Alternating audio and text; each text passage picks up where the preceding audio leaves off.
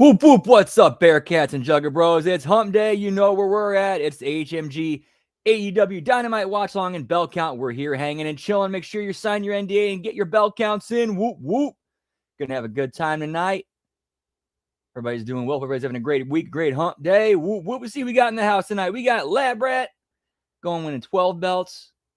That's a good bet. An 8 Muffin Show. We got Frank predicting 10 belts and a Shane McMahon and a Partridge in the Pear Tree. Good to see you, pal.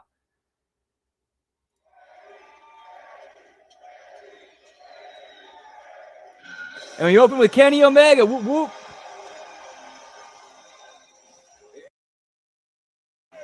And I just now noticed I forgot to grind some weed, so I'm going to get that taken care of right now.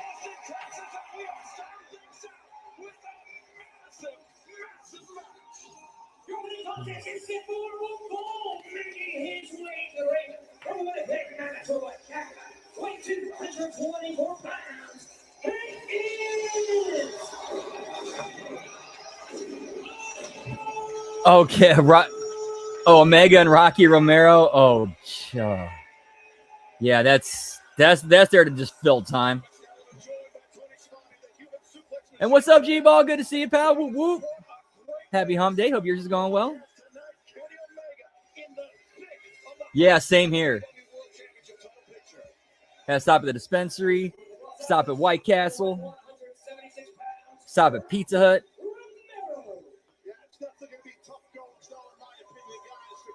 Yeah, this better be a squash match. This is actually they have a lot going on, like a lot of stuff booked for the show. So this is probably gonna go quick.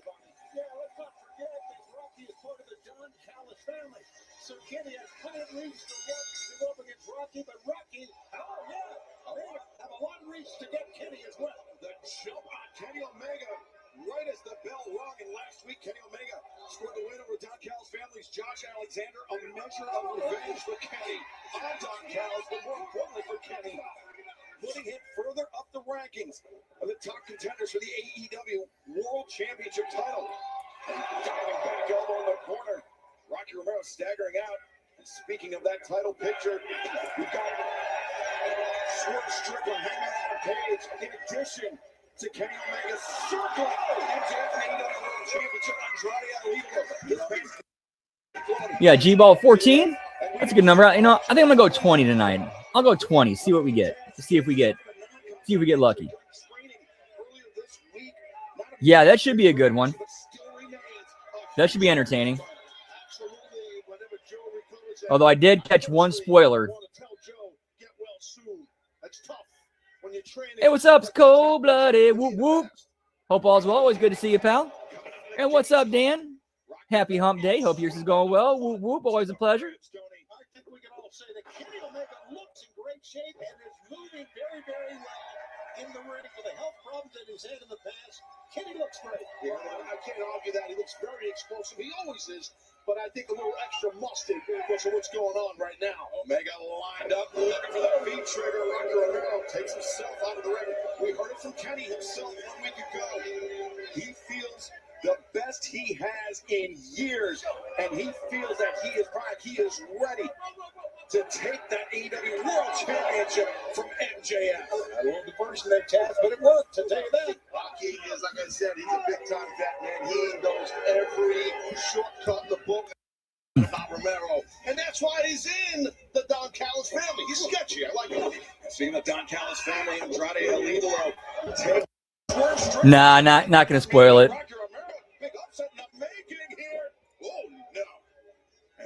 No, I don't want to ruin it. MJF later on tonight, live on Dynamite Plus.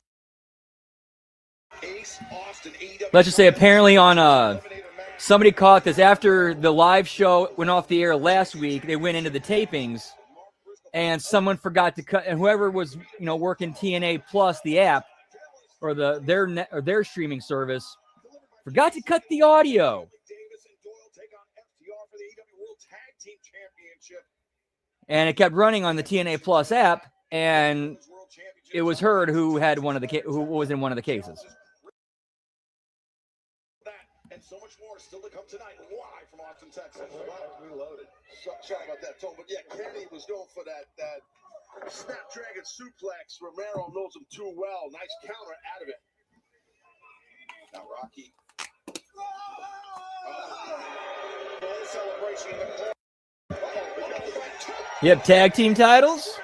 It was NXT. Whoop whoop. Oh my. Hey yo.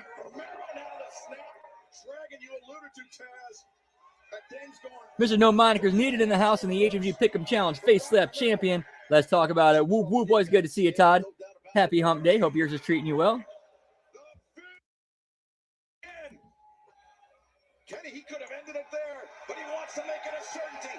Center of the ring. He's got to remember. Wigan, Angel, and 1, 2, 3.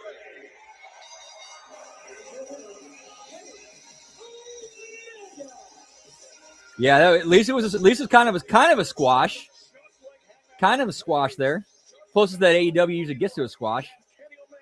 Yeah, for real. It's and you think with the new deal they got that they would use some of that money to improve their production. That was an emphatic victory, an impactful victory. As our broadcast colleague, Mr. Schiavone, looks like he's going to high visibility, Tony Schiavone, in the ring, microphone in hand, and he wants to get a word. Yeah, quick. Yeah. The opening match should be quick. Congratulations on what was a very, very high stakes win. And congratulations on being back in classic wrestling. Get me. I'm getting my shot at regaining that Pick'em Challenge World Title, Jones, pal. Whoop, whoop. Best of luck. Hope you get it. Yeet, yeet. Yep, LOL TNA. No matter who owns it or who's in charge, it's always going to be a LOL TNA. All four tied at the top of the heap. Kenny, out of that, the 2 men remaining as the 2 top contenders will go on. No, he shouldn't, but I think it seemed more like 65-35. At least they kept it that you know. Gets a world title shot at Revolution in Los Angeles on March 15th. And Kenny, 16, whoop whoop. We got OGC in the house. Apparently Ron's monitoring the stream. Well, bring it on, Ron. How you doing, Colin? Whoop whoop, boys, good to see you. Big stakes tonight for you. Big stakes in Las Vegas, and big stakes for Andrade El Idolo and Swerve Strickland. Man, that's a good question. Unfortunately, I do not remember. I hate repeating myself, but I said it last week. I haven't felt this good in years. AEW. This is supposed to be the place where the best wrestle. And if I didn't feel like I weren't at the top, I wouldn't stake my name and claim a shot for MJF's World Championship title. So whether it's someone that I hate, Don Callis. Oh, really? Okay, yeah, I heard this. I heard the story about the TK burner. I didn't know that was it. Somebody that I love. This is just business. Yeah, give me Don Stevens, pal. We got Jimmy T in the house. Whoop whoop. Happy Hump Day. Good to see you again. Hope your day's going well.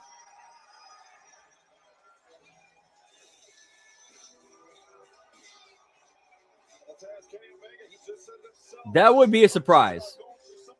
I mean, we don't know. Like they could be working this whole thing with the shoulder injury. Relationship between Kenny and his former member of the league, former partner in AEW World Tag Team Championship, Hangman Adam Page. Long history. I hope it doesn't happen either, but you know how WWE is.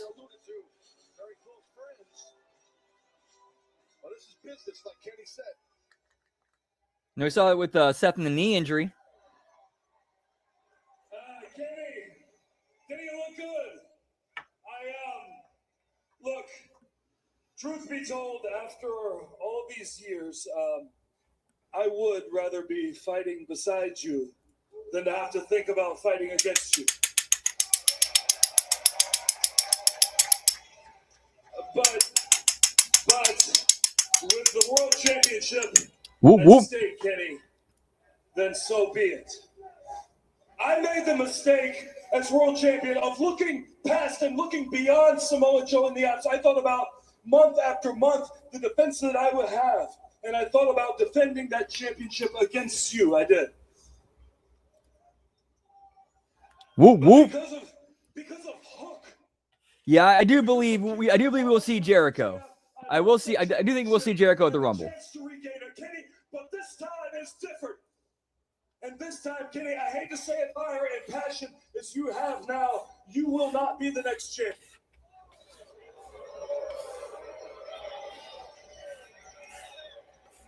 And the next champion is not going to be Andrade. And the next champion is not going to be Swerve. It's gonna be me. It's going to be Hangman Adam Page.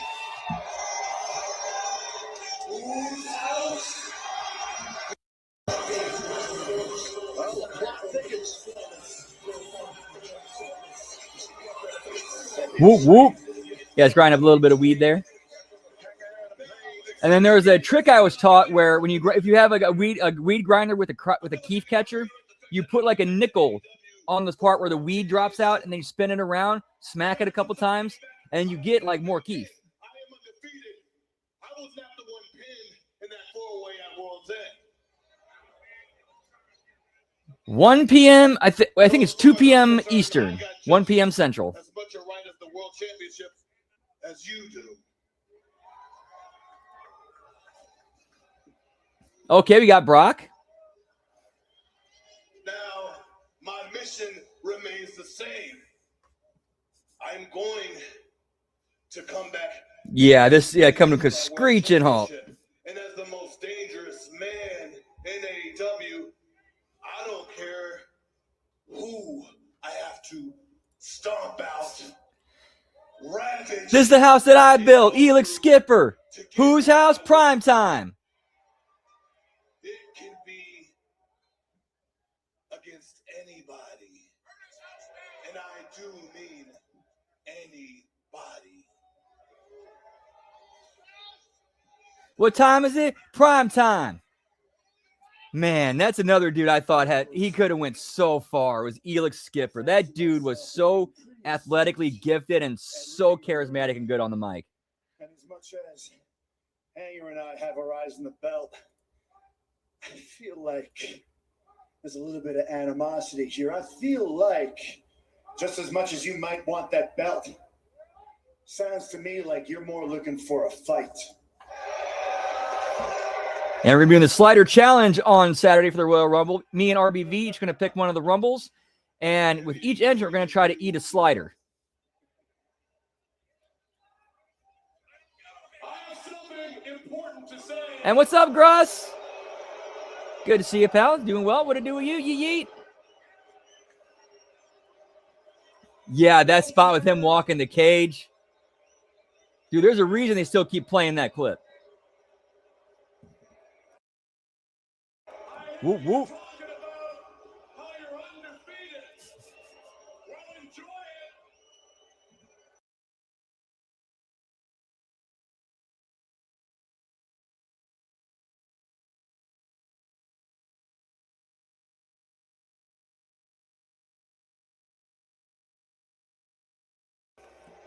Daddy is here to tell you, Kenny, that when Andrade beats Swerve, he's coming for you. And Hangman, maybe I haven't forgotten about you. I got a little something special in mind for you. Oh, for real. He could. I think he could have been like the next Jericho, in my opinion, for WCW. If they would have used Jericho properly.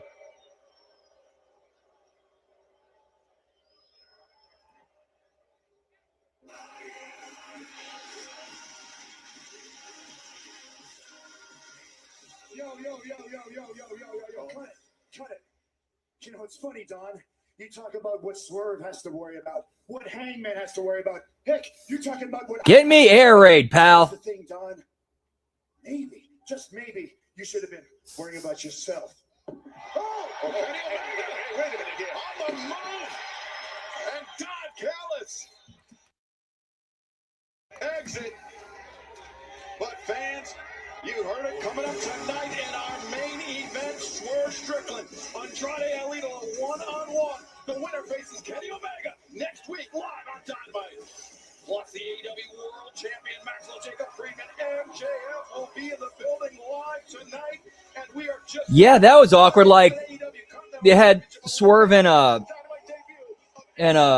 Prince Nana walking up the ramp while Heyman was still standing there, and they kind of left the camera on them for too long.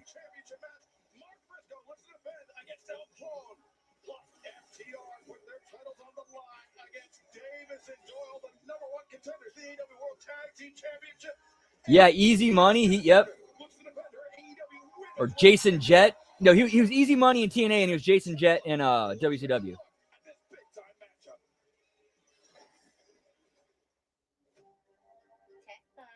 Tonight, you suffer toxic shock syndrome, courtesy of our Cosmic Killer champion, Chris Statland. That's 3 belts. You came in odd with the very original "Live long and prosper." How cute. Tonight, live short and die.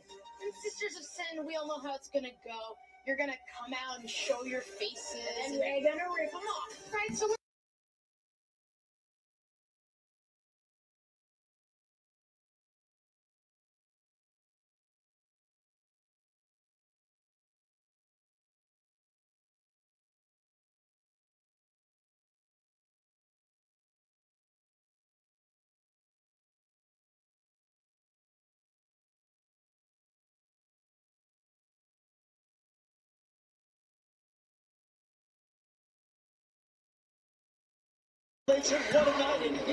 What did I miss? Where's the 2 that I missed? Because I'm pretty sure all I saw was the women's world and the women's tag. And then there's 4 right here with Moxley.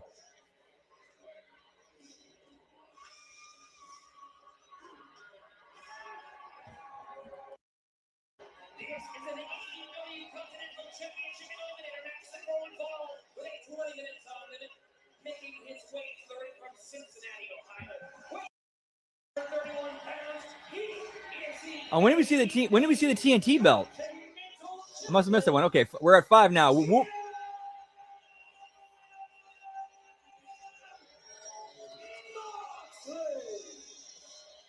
As John Moxley, the Continental Champion, makes his way to the ring. He's got. Oh yeah, TBS on Willow. My bad. I totally forgot she's a double champion. My bad.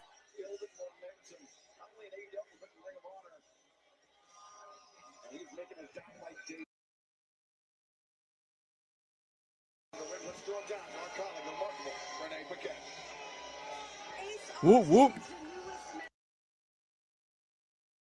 A 4-match winning streak in Ring of Honor. He was set to make his return to AEW this past weekend on Collision against Proto Shida, but due to weather and travel issues, he was not able to compete. Ace Austin insists that he is ready to compete against top elite athletes here in AEW, and tonight in Austin, Texas, it does not get much bigger than John Moxley. Thanks for the update, Renee. Ace Austin, the biggest test of not just his AEW career, perhaps his entire professional wrestling career.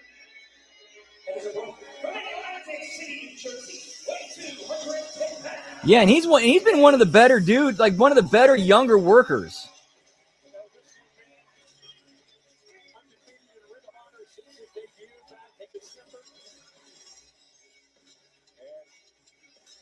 And as Renee mentioned, was intended to team with Austin Gunn this past Saturday at Columbus. The travel issues. Yeah, we need an HBO Max belt, pal. Tony, get on that. He still wants to face the fact he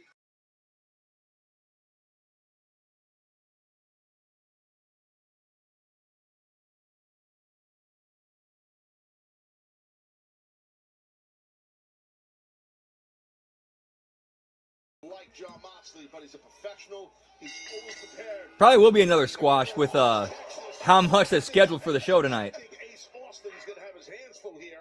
Let's see how this goes. I miss Mitch. This match is an AEW Continental Championship eliminator match. It's like you wouldn't rip off, one of the branches off of Mitch and call that Mitch. And then when you reattach that branch, that plant becomes Mitch altogether. You call that plant, they call that plant Mitch altogether. At the Continental Championship. And I think he knows that. To be able to pin John Moxley, to defeat John Moxley, is something that would be on his resume forever. I think it's a 2-hour show. I think like a regular Dynamite, no Collision Dynamite.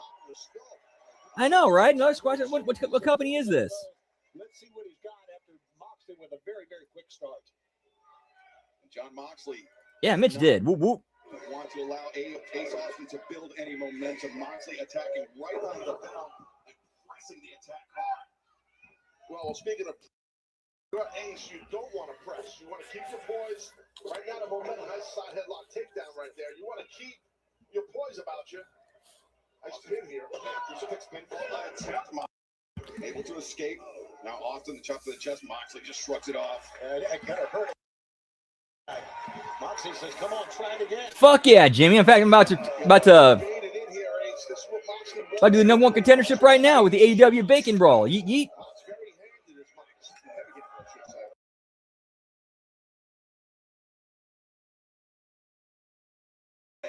On the chin of the AEW Continental Champion. Just absorbing all these shots from Austin. That last forearm from Ace was pretty darn good. It was. Yeah, you're right. But the return was even better. What Ace is doing with his forearms, he's stepping into it, using his... That looks like him. That does kind of look like William Regal in the front row. Into the ropes, Austin hangs on. Moxley sends Austin over the top rope, but great balance by Ace Austin coming off the bottom rope. Cazadora attempted.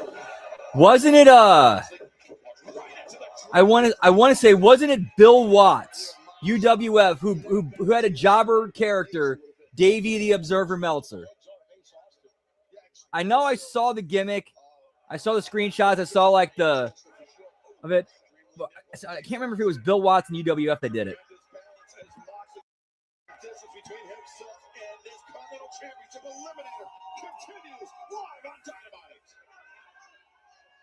Oh, it's an eliminator match. So basically,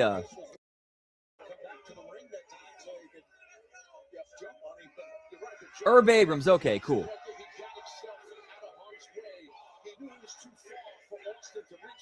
That dude was something else. Give me Mr. Electricity, pal.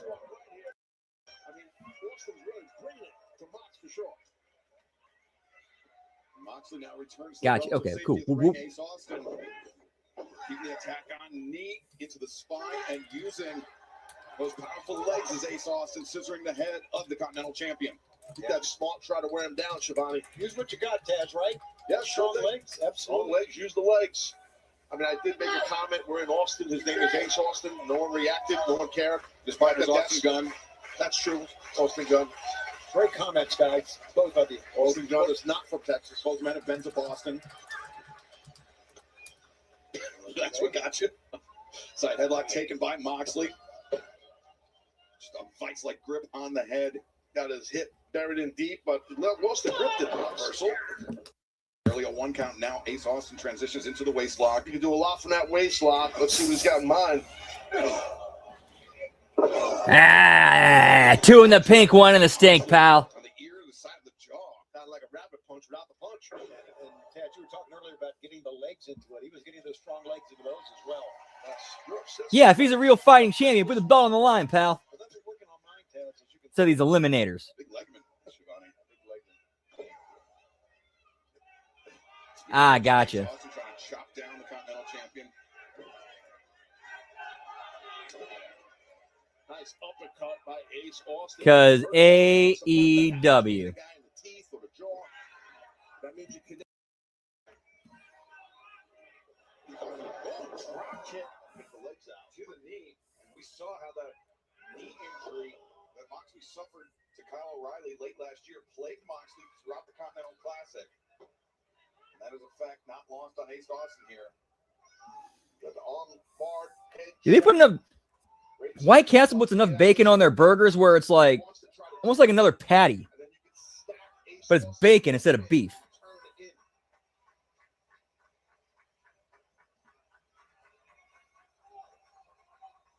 AEW Dynamite live on TBS and HBO Max. We are in the midst of an AEW Continental Championship Eliminator match. Ace Austin vying for a shot at the Continental Championship if he is able to defeat John Moxley. Moxley reversing the submission hold. If Ace Austin is able to defeat Jon Moxley or go the distance, a 20-minute time limit draw, Ace Austin will earn a shot at Moxley's Continental Championship. It's something that Josh Alexander and Shelton Benjamin tried to do, but Jon Moxley is still winning matches. 8-match winning streak for the Continental Champ. And Taz, just a few moments ago, we saw Ace Austin concentrating his attack on the leg of Jon Moxley. We saw how that leg easily throughout the Continental Championship. Absolutely, I think it was a smart thing for Ace to do and go after the lower body of Moxley. Pardon me, Continental Classic, but now Moxley territory with Ace. Yeah, Herb Abrams. Yeah, I think we did at HMG After Dark. We watched the Dark Side of the Ring about him and UWF. Absolutely, and Jon Moxley cannot get up. Ace cannot get up, trying to roll around. Yeah, we've never shown it and never defended. Really paving that back. Moxley, you could see by that crazy. Well, they did actually have an Atlantic Championship for a bit, and then it became the international title. Residency at the East Sports Stadium. And then 1 week from tonight, Dynamite heads to Las Vegas, Nevada for Dynamite and Collision. And Ace Austin just Whoop, turned whoop. around on Moxley, shutting down the momentum of the champion. 2 weeks from tonight, Ontario, California. I think Chris Bay is still like getting paid by TNA. Like I think TNA is still taking care of him. I'm not 100% sure, but I think he is. We heard the big announcement from Tony Schiavone. There will be a #1 contenders match for the AEW Men's World Championship at Grand Slam Australia. But yeah, that'd be cool to see him come over 14th AEW and reunite the two of them. For more information, Ace Austin. There's a hell of a leg drop that Austin. Get me Stone Cold Ace Austin, pal. He's got Mox winning right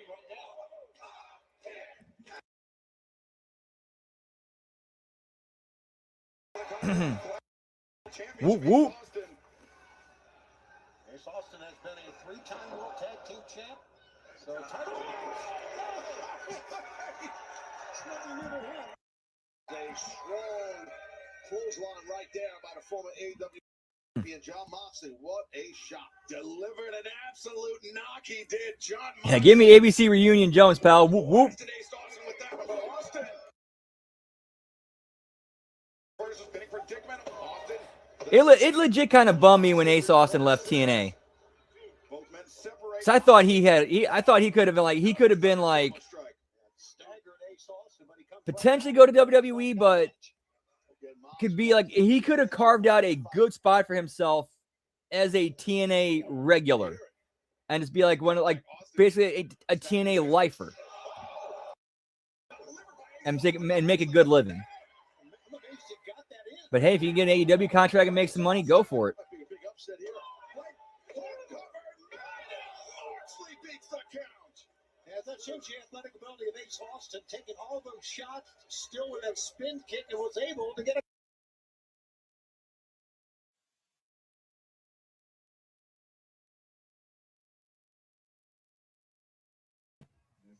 And we got Jimmy T in the house. Can you hear me? God damn it, pal, this mic. I can What's going on? hear you. Did you just say fucking a regular for TNA wrestling? Mr. Gambit himself? He tries to be, he's a wannabe Gambit. I mean, I think he could have established himself. I think like with where TNA is gone and where they're at kind of right now, like it seems like they're kind of establishing themselves as like a permanent alternative that's going to stick around and be a place to work. And I think he could have had a spot there. I think he kind of sucks personally, man. He's one of the I watched him regularly when he was on TNA. He was one of the few young guys that I liked, and because he seems like he gets it. Like he's a small dude, but he made sure to put as much mass on his frame as possible. Like he's definitely hits the gym. No, for sure, man. For sure. But I don't know, man. I mean, what's up, Funnel Bolts? Hey, thanks for did you make that short of us, man, by the way? Just quietly. And what's the catch to doing out here? The short? No, I did not make that. No, not you. I'm talking about Funnel Boss. Well, if your opponent at times gets I think I'm ahead of you, aren't I?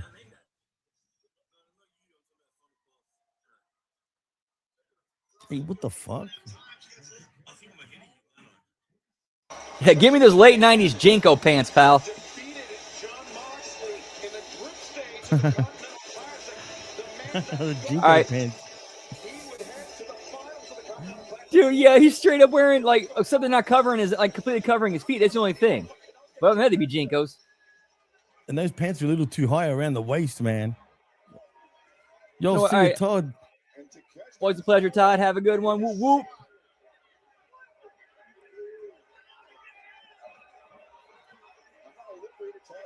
There's something.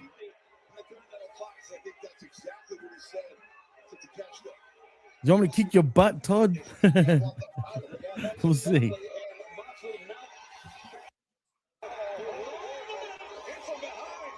Isn't that Jake something? And Yep. Freaking, what's now it he's called? Jake, The Davis, Mark Jake something Doyle as well. Mark Davis and Jake Doyle. I know, but it should be Jack something and Mark something.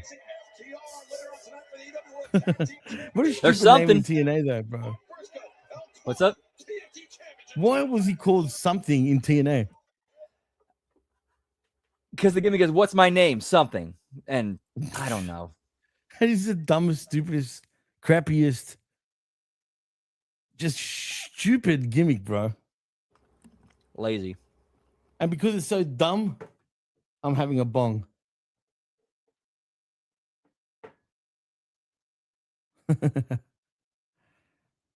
What's your prediction for the Rumble, Todd? Who do you think is going to win it? Van Dam wants his pants back. You mean Jean-Claude Van Damme from friggin' from Kickboxer wants his pants back? Lab rat. Remember in the bar, whatever the fuck, and he's all drunk and he starts fighting with everybody? I think Jerry Flynn wants him back too. Oh, nice. Or is you ever see Wrestling Bios Reliving the War? Yeah, bits and pieces. Yeah.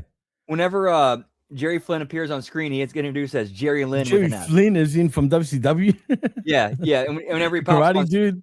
yep. And whenever he pops up on screen, the guy who does the videos, he calls him Jerry Lynn with an F. You taught him that dance? Oh, settle down. That was a good dance, though. Do you remember? Did you ever watch Kickboxer, Brandon? Never saw that one. You never watched Kickboxer? Oh, dude, do yourself a favor. Watch Kickboxer and watch Bloodsport. Have you watched Bloodsport? Dude, that's Mortal Kombat before Mortal Kombat, like legit. Tell everyone in the chat who suggests that Brandon watches Bloodsport and Kickboxer. We need to do a watch along actually on that one. I'm telling you, bro. Whoop, whoop. And Kickboxer. The first Kickboxer is pretty sick too, there, bro. Come on, bro. And then you don't watch any more after that. You don't watch Kickboxer 2. There you go. Final Boss says yes. And Cyborg.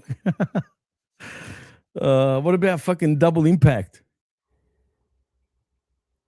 Everyone's saying it. Everyone's watched these movies, bro. I'm telling you, they're classics. What about I did see Double Dragon. These two kick butt compared to the Double Dragon, bro. And I've seen Double Dragon as well. And I'm a lifelong Double Dragon fan. They are kind of the same movie. I get what you're saying. Hard Target's a great one too. All the Jean-Claude Van Damme movies from back in the day, Brandon, they're classics, bro. Some of them are real cheesy. What about my favorite movie? Time Cop. What about Universal Soldier with Goldberg and Jean-Claude Van Damme?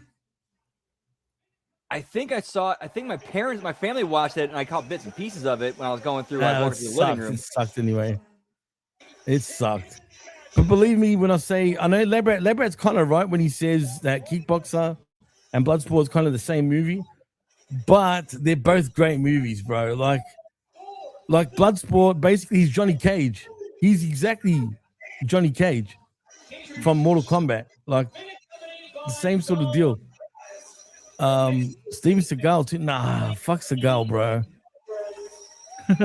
Give me Charles Bronson. Whoop, whoop. Have you watched any Seagal movies, Brandon? A few, but there is only one Van Damme movie I know I've seen for sure. And here's a quote from it: "For you, the day Bison graced your village was the most important day of your life. Oh God, for me, Street Fighter. it was Tuesday." Street Fighter was the worst. Yeah, but was good too. Yeah, but Raul Julia in his final acting gig, while he's dying, he nailed didn't tell anybody that too, man. He didn't tell that at all. How about American Ninja, chat? Have you guys watched American Ninja 1 and 2 and 3 particularly? 4 was supposed to be the best one, and it didn't live up to the hype. Have you watched American Ninja at all, Brandon? Nah, I haven't seen any of that. Oh my God, classics, bro. Come on. I've seen Three Ninjas.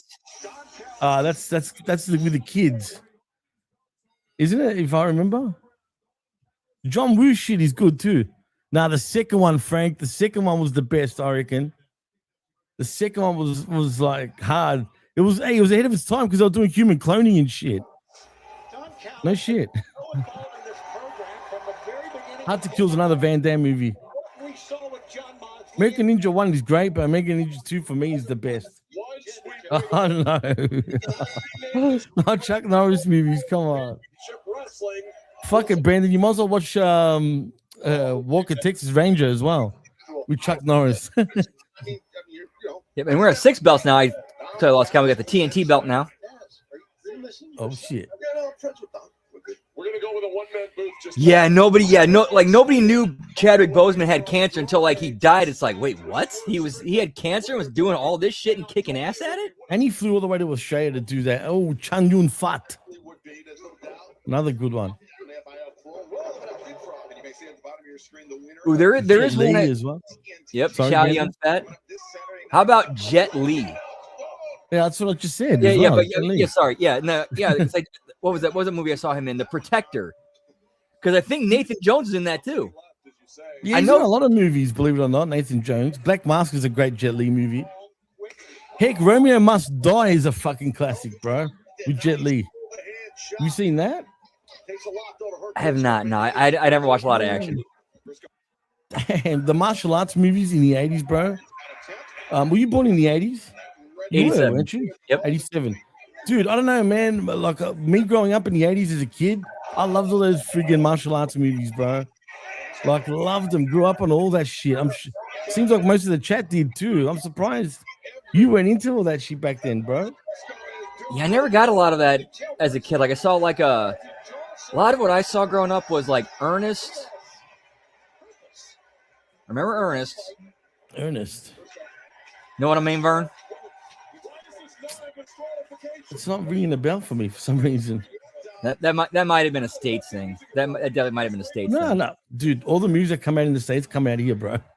Just so you know.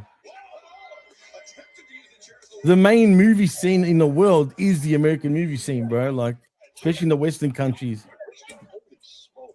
Yeah, how much longer are they gonna be Western with all these third world invaders?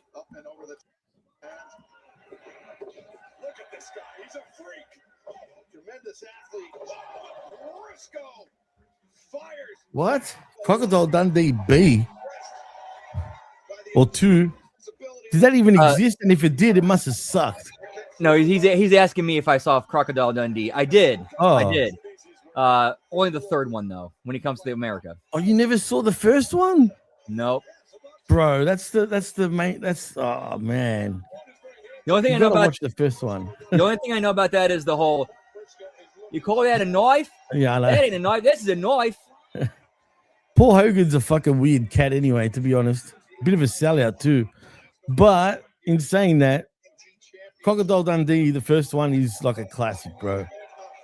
Like, you know what I mean? Probably one of the best, Aussie movies ever made. But if you want to know what John Moxley is trying to be, watch Romper Stomper with Russell Crowe. His first ever movie. It's an Australian movie too. That's what I've heard before. I've heard they try and do like Russell Crowe Romper Stomper. Yeah, that's what he based his character off originally. I don't know about this version, but the original version of the Dick Riders was based off Romper Stomper. And if you watch that movie, It's pretty racist, bro. Like it's about skinheads. Like think of American History X, if you've seen that. Yeah, so basically, Russell Crowe's Edward Norton. Yeah, but yeah, exactly the same. But just what do you say, Jimmy? Send a pack of kangaroos and koalas over to Brandon to see the movie. Koala bears, man, they're so fucking cute. I wish they'd ship a few over. They got chlamydia too. I'm not joking. All right, as long as I don't stick my dick in it, we're good. which is not gonna be too difficult. You said that as a matter of fact too, which made it funnier. Like the look on your face, you didn't even smile. You're like, as a matter of fact, as long as I don't stick a dick in it. Was he? I can't remember, man, because they were pretty shitty. I think he was. Yeah, he did like one movie, and that was it. Let me go check. What do you mean I'm too late for you now? What does that mean, lad, Brad? Am I too like hypo for you right now for the time? Have you seen The Prestige, Brandon? The Prestige? No, I have not. You got a lot of movies to watch, dude. Okay, and yes, John Moxley did appear in a terrible WWE movie called 12 Rounds 3 Lockdown. Was it before the pandemic? Yes, this came out in 2015. Animal crackers and chlamydia, Final Boss says. I'm not joking. They really do have chlamydia. It's true, damn it. Okay, cool. Well, so chlamydia is sexually transmitted, right? So as long as I keep my dick out of it, we're good. And you don't kiss it and... Oh, yeah, I'm not going to kiss it. Kiss it, damn it, kiss it. Hey, by the way, I'm a fan of our clone. I think he's way better than the OG hologram. Yeah, where's hologram been though? Like supposed to be a clone of evil clone of hologram. Where's he been? Oh, he's injured. That's why. Ah, okay. But he's been injured for quite a while though.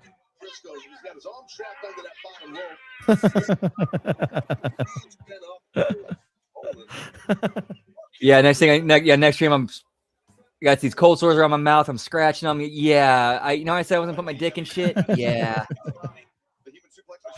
Give me chlamydia, damn it.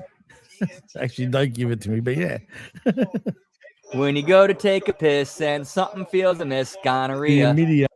Chlamydia. Yeah. Chlamydia. When you take a shit and you said, oh shit, diarrhea. That's just my version. But isn't it funny that these weird songs spread worldwide? How does that even happen, dude? OG viral. Yeah, but how? Before the internet and all that shit. Dude, in a weird... Kevin, and what's up, Kenny? Good to see you, pal. Whoop, whoop. Yeah. It's weird. Like, dude, you could travel. It gets something simple as it originated in America. Either somebody going to Australia did it, it caught on, and somebody picked it up, and it spread from there. Somebody from Australia came to America. What do they do? Fly over there and start singing it, and then to the kids, and then all the kids fucking started singing it. I don't know. Who knows? Welcome to the shit house. Whoop whoop. Welcome to the show. Yeah, but how did it go viral? But how? Word of mouth. Like, I'll never forget when I was a kid. Like, as a kid, like in the late '90s, early 2000s, we for the longest time we believed that Marilyn Manson removed one of his ribs so he could suck his own dick. See, even I did too. How did that all spread? Who knows? Or how about this? Or another Marilyn Manson rumor that everybody spread around and believed that Marilyn Manson also played Paul in Wonder Years, or Kevin's friend in Wonder Years. He did? He didn't. Oh. He didn't. But like that was the viral thing that everybody believed at the time. I don't think I've heard of that one. I might have, but it's not ringing a bell to me. But yeah, it's weird. You know what, dude? I was talking to besides my family, because I've got American family members. Hang on, I've got first cousins. Sorry? Hold that thought. I want to reject something the Lab Rat put out there. Just like Okay. cave painting, a lot of them are similar but far apart. Lab Rat, how about this? Yeah. How about this for even further back mind blow? Go to the pyramids in Egypt and look at the ziggurats in the Americas, like Central America, like the southern part of the United States, Central America, South America, that are very similar to pyramids, but not quite. Everywhere around the world there's pyramids, believe it or not. But for some reason they want to hide it a lot of the times too. Like China hides their pyramids. Even in Greece, there's pyramids. There is pyramids everywhere. You want to know another interesting fact? All the ancient like buildings and shit buildings. Well, all the ancient buildings basically. They all follow linked. Yeah, they're all linked. Yeah, like they're stylistically they're different, but at their core they're pretty much the same design. No. But they also, if you look at I can't remember what it's called. Something to do with the earth and like ley lines. What is it? Yeah, the ley lines all match. They match with each other. Explain that shit. Hey Jerome, what's going on, man? And by the way, I've sent you an email a while ago, Jerome. I don't know if you check your emails or not, but yeah. There's that up, too, Dale? Brett. We got pyramids in the ocean, Deucey.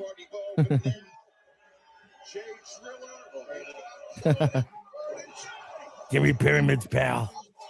There's also the pyramid in Memphis, by the way, where St. Valentine's Massacre also was done in, as in WBF, St. Valentine's Massacre. Whoop, whoop. Get me Bass Pro Shop. That's actually a Bass Pro Shop. It is now. It used to be in the arena, though. I'm not kidding. Oh, it was? I totally forgot about that. It was an actual arena. Look up St. Valentine's Day Massacre and look at where it was held. Oh, yeah, that's right. It was in Memphis. Yep. But look at the building it was held in. Oh, yeah, I've seen it. I've driven past it before. The pyramid? Oh, yeah. But it was Bass Pro when I drove by it. Dan Heffron, my dumb dog left the pyramid in every room of my house. Yeah. Give me a spiral pyramid, pal. Oh, yeah. Give me this. I was going to say, speaking of which, we have a massacre that happened at a McDonald's here. I believe wait, are you being for real there, Brett? Well, I can understand why if that was true. Who the fuck took their date to a friggin' McDonald's for Valentine's Day? I mean... Oh, dude, White Castle actually advertises, hey, reserve a table at a White Castle for St. Valentine's Day. They actually have that service where they can reserve tables. Wow. In California, by the way? The really top stars are season orders that Saudi Arena for the Rumbles made with popsicle sticks. That shit is going to collapse. I think something bad might happen, sadly. Yeah, that is kind of frightening how they put that arena together. Like, built that arena specifically for this event in that quick amount of time. Yeah, I cannot trust that structural integrity. That sounds scary. Don't worry. It's made by Allah over there. So, inshallah, God willing, it won't collapse. Yeah, but I'm pretty sure that they're who they think is God and who God is and the actual God I worship are two totally different things. I know. I'm just taking the piss, just quietly. I shouldn't say that too, because like I said, I grew up with Arabs and shit. So, and some of them listen to my shit. So if they find out I'm on this show and I'm saying that, I'll probably yeah, you probably have hate. Yeah, you probably have some police show up at your door. Yeah, not so much unless if you Jew bash, then yeah, you have police knocking on your door. Who's your God funnel, boss? Is it Jesus? Is it Muhammad? Is it Buddha? Is it Hare Krishna? Is it Zeus? Oh my, who's this? Who's this weirdo? Psycho killer? Who the fuck is this, dude?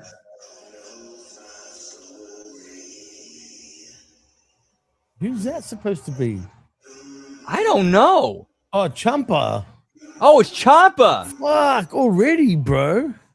That was quick. Wow.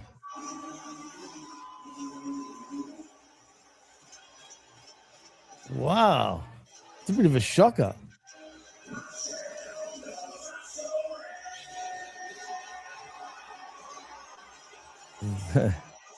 That's going to move the needle. The landscape has changed like with Oh ROH. my God, it's changed, bro. It's changed. Like, this is the biggest acquisition in the history of professional wrestling, dude. Yeah, give me a 90-day non-compete. No, Well, his actually expires. contract, Yeah, his right. his contract expires. There's no 90 day. Wow. Let's be honest, lab rat. They both fucking they both held each other back, in my opinion. So is this are we getting the Psycho Sicilian again? It looks like it. Then why didn't he come out to air, Sicily? I don't think he's a psycho Sicilian, but just a psycho. Yeah, I know. Tommaso Ciampa. Imagine that. Hey, what we doing over here, huh? Tommaso. Oh, you know he's getting that belt. Oh yeah, you know Tony's gonna put it on him. 100%.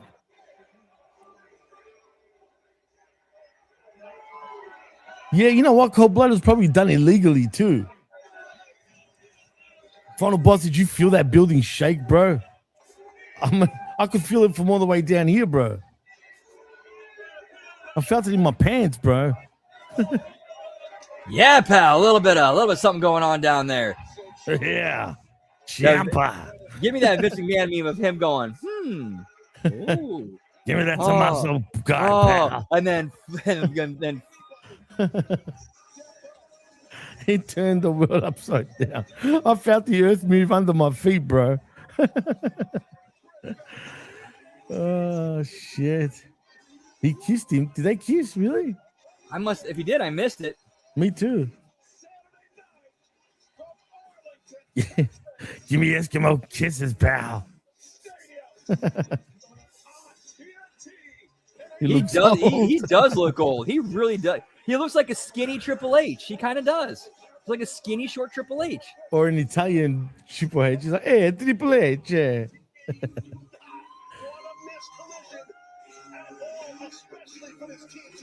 I agree with Cold Blooded on that. Did he French kiss him, Final Boss? Did he give him the? I'm gonna pack a bowl real quick. It's like we're gonna get a hard commercial right here. So I'm outside for the Smoky Toki. Whoop, whoop. Smoky Toki. You know what? I'm gonna have one too, bro. All right. Cheers to the Smoky Tokies. Cheers, genitals. Genitals. Right. Yeah, it's from episode. You ever see the show Trailer Park Boys? What? Which one? It was I think it was season 10. Like, yeah, second episode of season 10. Leahy has there's a cold open of Leahy explaining how he's figured out how to pace himself because he has a breathalyzer with him. So as long as I ride it around here, I'm good. I'm in the pocket. And then he blows on it and he's like, oh, it's like I'm just under short. Time for a little drinky poo, bud. Cheers, genitals. No, I haven't seen it. I haven't really watched much of it, man. Oh, dude. In Austria, you mean Australia? Is that what you mean, G-Ball? Or you're literally referring to Austria? Shrimp on the Barbie. Give him the Italian ice, like the boss of ice. He's Italian. Yeah. See, Italian, he's Italian after all. But instead, you'd be like, it's me, Tommaso. All right. 7 out for real this time. Be right back. Yeet. Wait, you're leaving me? Just for like a minute or so, because I got to step outside. No. Oh, okay. Oh, yeah, that's right. I forgot. Go. I'll keep everyone entertained, hopefully. Well, that leaves just us peeps. So let me ask you this, G-Ball. What pyramids are you talking about in Austria, pal? And Can you hold my hand there, Brett, please? Well, why don't you jump on? What about if I send you an invite and you jump on in here right now? Would you jump on? Would anyone jump on for that matter? I'm serious. Would anyone here be interested in jumping on just for a shit stir? I'm waiting. Give me answers, and if you do, I'll send you guys a friggin' what do you call it? A link. Come on, guys. Don't be shy. Do not be shy. Come on, Labrador. Hold my hand, damn it. You were going to jump on the show once.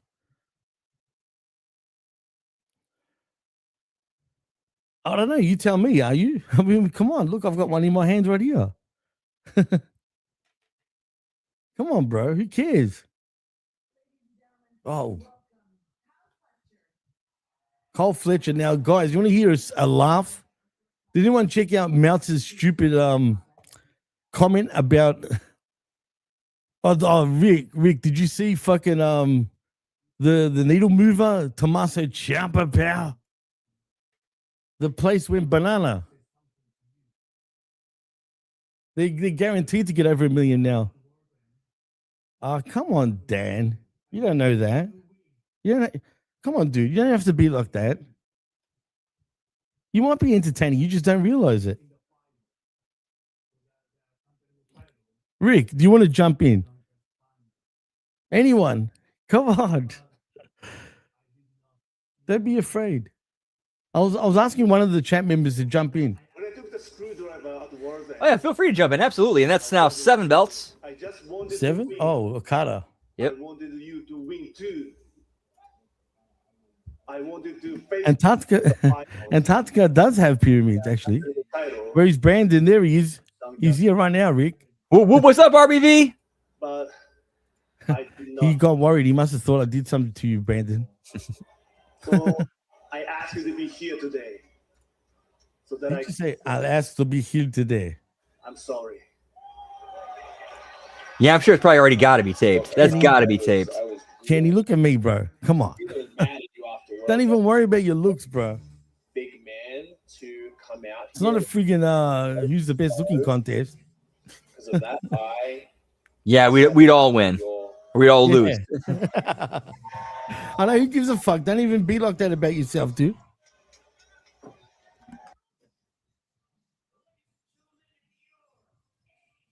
Expected contrition from the AEW. Oh, really, Rick? Really? Reconciliation. Eat my friggin' dick, pal.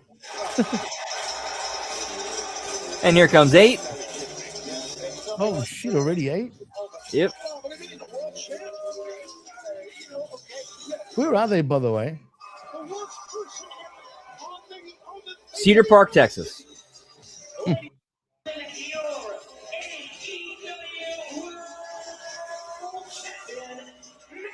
Kenny, don't worry. He's fucking around, man. He's only playing with me. He's not being serious. Even though he'll say, yeah, I am. Yeah, I heard Meltzer was running his mouth, like talking shit about Billy Gunn, and I know. Oh, yeah. I was going to bring that up. He truly thinks that Fletcher is top 5 best wrestlers in the game right now, all the way around. Is he crazy? And thinks he's better than Billy Gunn ever was. Yet, how much has friggin' Fletcher actually drawn in his life as a wrestler? I dare say not much. Whereas Billy Gunn had DX and the New Age Outlaws, which I'm sure he drew a lot of money with. And created moments. They created Right. moments. How many moments can you think of from that Kyle Fletcher's made off the top of your head? It's just stupid talk, bro. See, I can think of the DX invasion. I can think of the time that the New Age Outlaws pushed the Terry Funk and Cactus Jack off the stage in the dumpster.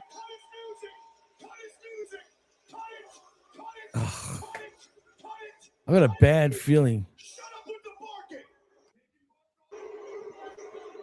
What? How is the show? And did Ray and Vet make up yet? What happened? I was watching the next level and I haven't finished all of it yet. What have I missed, Scott Woodford? And why are they fighting?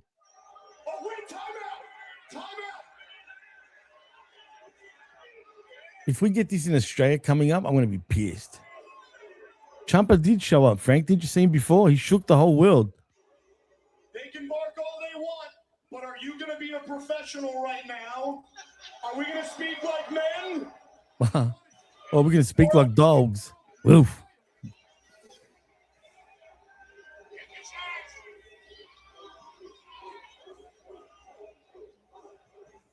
I don't blame you, Frank.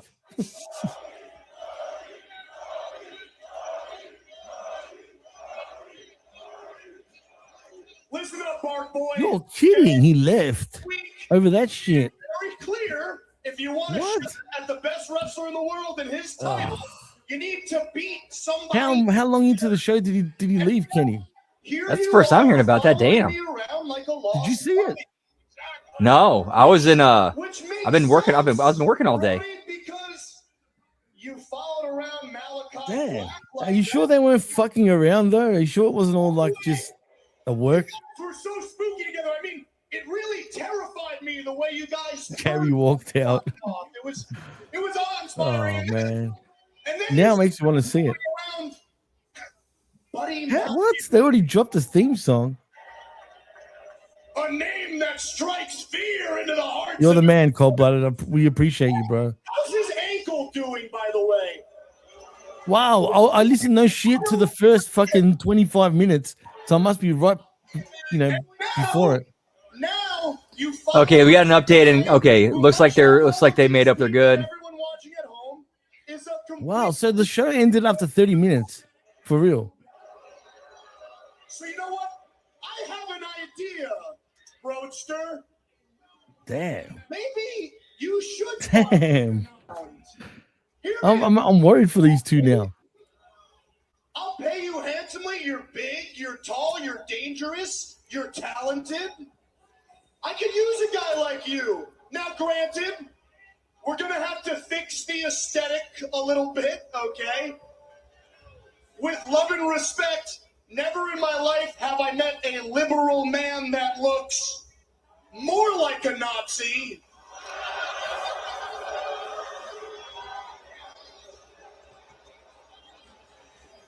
I'm the one talking, Texas. Damn, I'm shocked he went there. I'm really shocked he went there. What did he say? I missed that part. What did he say? He said, "I never met a liberal man who looks more like a Nazi." Oh. Whole pipe dream that you have Really? of winning this world title of beating me? It's cute, but that's all it is. It's just a dream. However, MJF can get away with saying that, and we all know why. We'll leave it there. Brody, that in order to be champion of the world and hold the most prestigious title there is, you need to be a leader like me. Oh, I know he is. I absolutely know he is. Just like all of these schmucks are nothing more than a follower.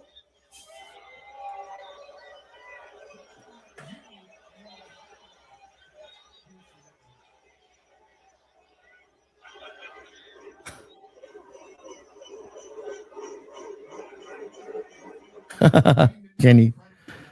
All right, let's be real. Let's be real right now, Brandon. Does MJF truly know how to get real heat? You in your entire life have. I think he does, but he does kind of go to the cheap well a little bit too much. I think that's all he does. Last Wednesday, you said that He goes to the cheap well. I love MJF as a talent, absolutely, dude. But I'm starting to think, you know what? Is he a little bit overrated when it comes to the mic? Anyone can jump on and be like, "Fuck you, you Mark." I think it's more the fact that he's not getting good creative. Like, he's basically trying to make whatever he can out of whatever he's given, and they ain't giving him anything. They ain't giving him much. I think he does his promos on his own, man, for the most part. Right, because they don't really give him much, so he has to kind of try and dig something out of it. Ooh, Kenny with the bob. Ooh, shots fired, pal. Officer down. Damn. And when I beat you, I still can't get over. Actually, I just went to check out the next level quickly, Brandon. And it's true. He did disappear. And Ray stayed on. I wasn't watching it. I was just skimming it to see where it happened.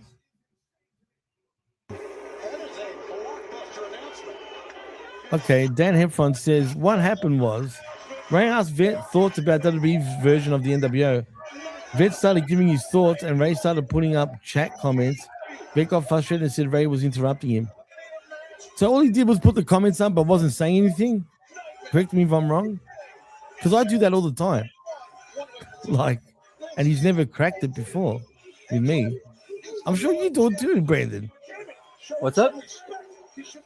Hang on. I see. So basically, what happened was with Vet and Ray,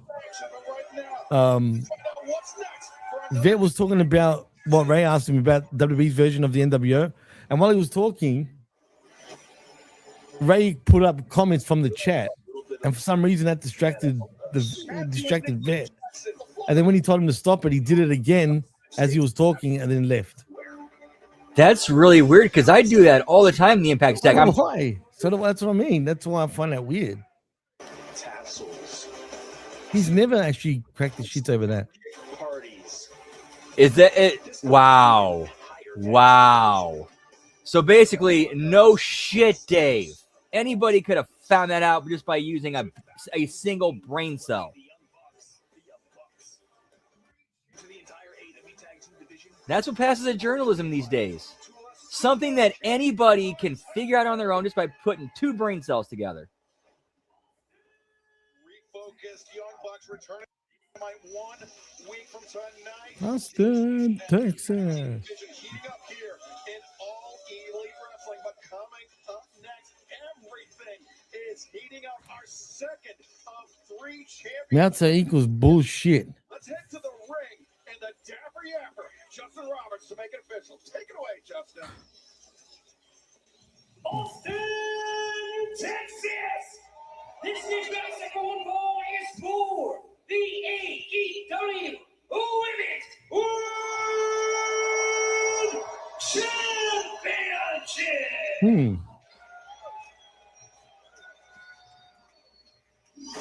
Interesting.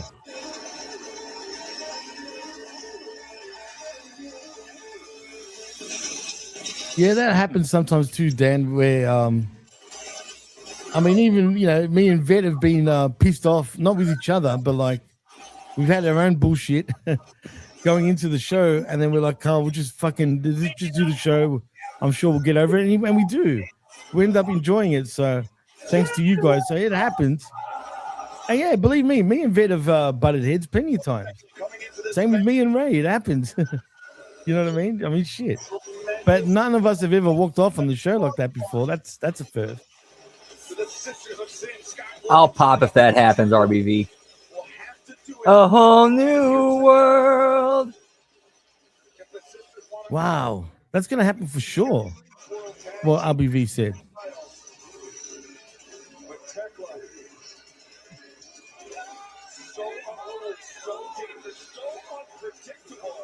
Only one singles loss in her Whoop, whoop.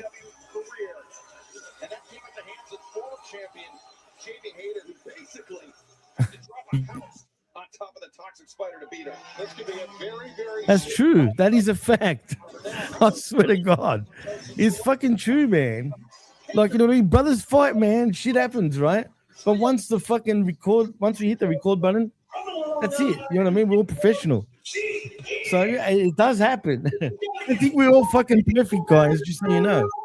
Yeah, professionalism can't exist. I mean, remember back in the day with Sean and Brett? They managed to go out there and wrestle in Montreal that night. Right, but we don't hate each other, though. That's the difference, though. Oh, yeah. You know what I mean?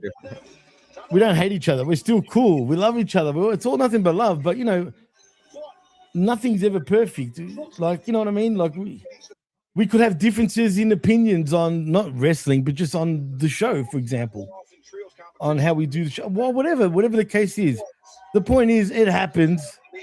You know what I mean? It happens to everybody. You know what I mean? No one's perfect. Indeed. Whoop, If whoop. there's any question, since Tekla has come into AEW, she has made a profound impact in the women's division. And everybody in the women's division been talking about Tekla. Now is her moment. Kenny. Amazing opportunity, obviously, here for the AEW Women's. Boys, don't give it too much attention. We appreciate the what you said and shit, but like shit. As long as they didn't do all right, that's all that matters, man. That would be tremendous. Give me Hacksaw Jim Duggan for the first Saudi Rumble, pal. Oh. Oh, these women are definitely way overrated. Look at Tekla, seriously. I know a lot of you guys like this chick, but I don't know, man.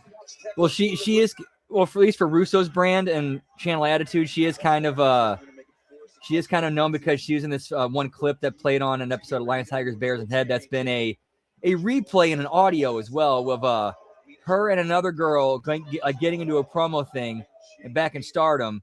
And they just go, fuck you, you fuck you, no, you fuck you, you fuck you, you fuck you. Fuck you. Huh? You fuck you. And also Kairi Sane and Julia are also sitting in the couch behind them as it's going on. Jeez.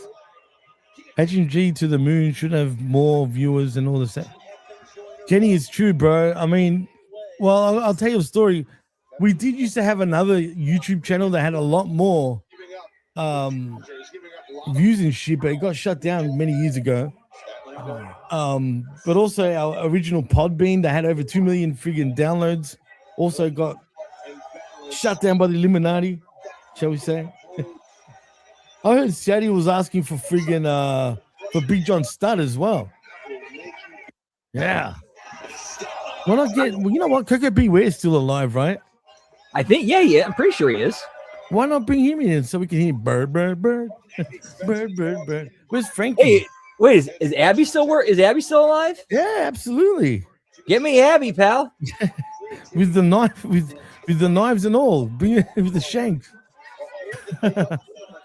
But just make sure he doesn't bleed. Do not let him bleed. Because he's got hepatitis, man.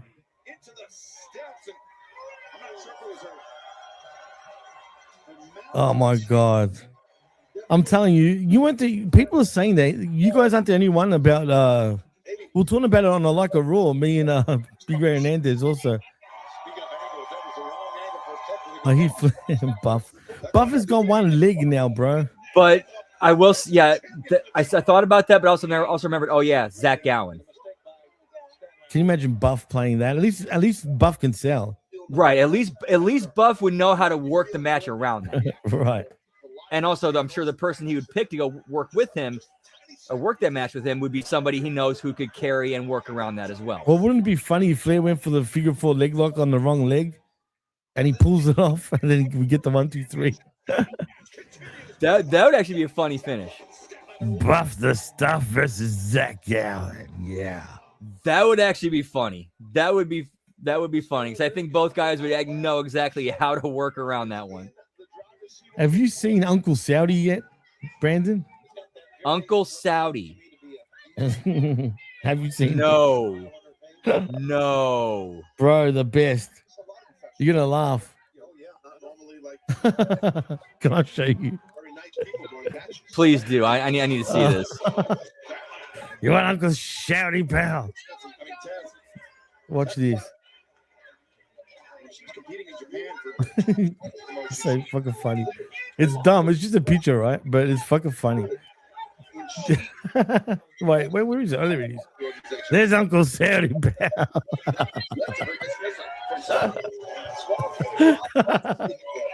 And there's 19 people behind him carrying briefcases.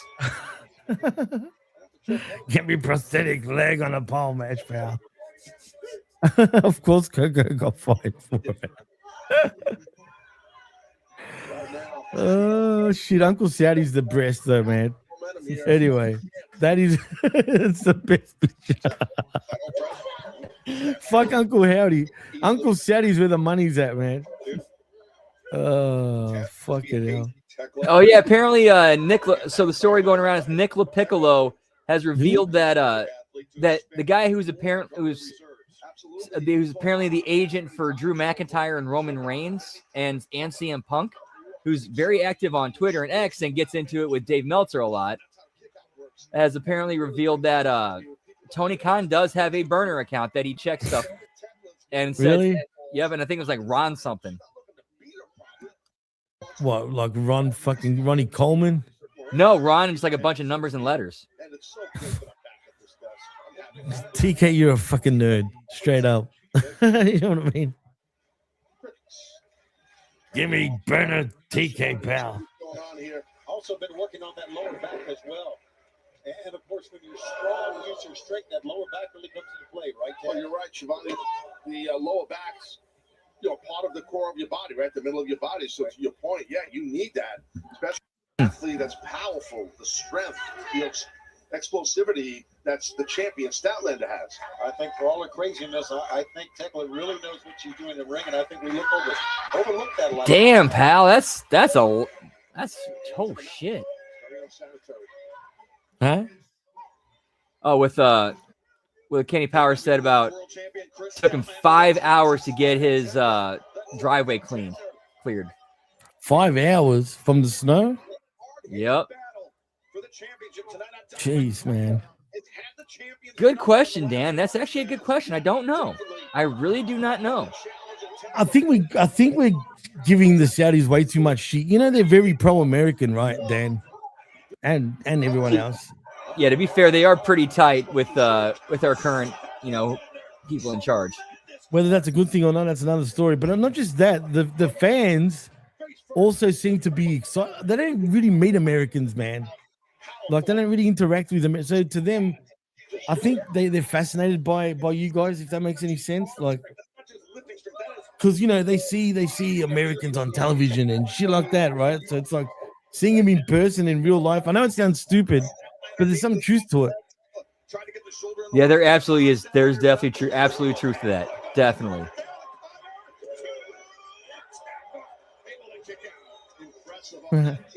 Oof. Well, Yeah, how many You're of right. them were, He's right. He's right. He's actually right. The New York skyline. I like that one. Jesus. Yeah, it's bad, but I like the way you put it. Yeah, TK definitely booked that. That looked. Did you see that? What? Representative Omar from Minneapolis in the United States. She had this town hall and some person like randomly just stepped up and pepper sprayed her, and it was like so badly produced, so like it looked clearly set up. Like, when did this happen in Minnesota? Yeah, she was having she was having a town hall thing, and you could clear at one point you could see her like just before it happens, her make eye contact with the dude, and like a little physical, unspoken Iggy's given, and then the dude walks up, sprays her in the eyes, and then it's like no real security or stuff. It's just a separation, and it's like and she starts going off on him, kind of get at him. And then he's hauled away, and he resumes his speech like nothing happened. Like, huh? That's what you call stage. Like Labrador says, turns out it was apple cider vinegar. Is this match still fucking going there? What the hell? It is, BRB. I'm just going to go and get my fan, man. I'm starting to sweat here. Uno momento. Whoop, whoop. Whoop, whoop. But yeah, that looked even worsely produced than what we see on WWE. Like, that was faker than what we see on Monday Night Raw or SmackDown or even on AEW Dynamite.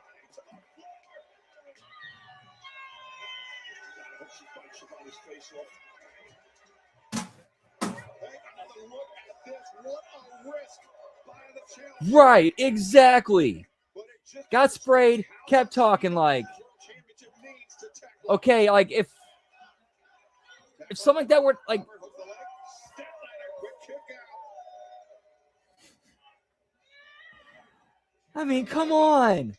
come on. Anybody with a triple-digit IQ could look at that whole thing, break it down in their minds, and be like, "That's fake. That's completely set up." When Statlander pushed Willow out of the way, she took that Spear, you're right.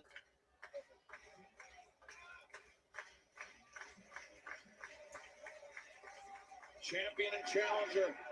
Head to head. Whoop, whoop. Battling it out, Statlander. Oh, they already got that information out about him? Damn. Fighting that contact. Well, then, Statlander. yeah, that's, man. Maybe baiting in Statlander. Statlander. Luckily, the only people dumb enough to buy it are the people that they're already on their side, so that's... So I'm hoping that was so at least I'm betting that was going to end up being a nothing burger. Delicious, Kenny. Whoop whoop. Dude, they bring. I got to give White Castle this. They bring it with the bacon. Like they give you bacon, like enough bacon to basically equal a second patty. In the corner of the toxic spider. Jackline, the spin, Statlander, thrust kick. Wait, was it seriously in this? Did they actually have a script with that put in there? Are you kidding me? Wow. Statlander overcommitted. Statlander, power, intercepted the spear. Bridge. Power bomb. And now,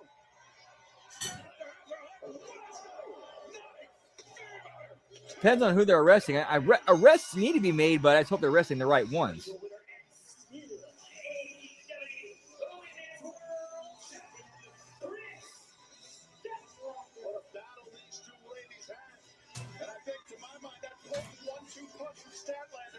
That's a shame, Kenny. But yeah, the frozen ones do.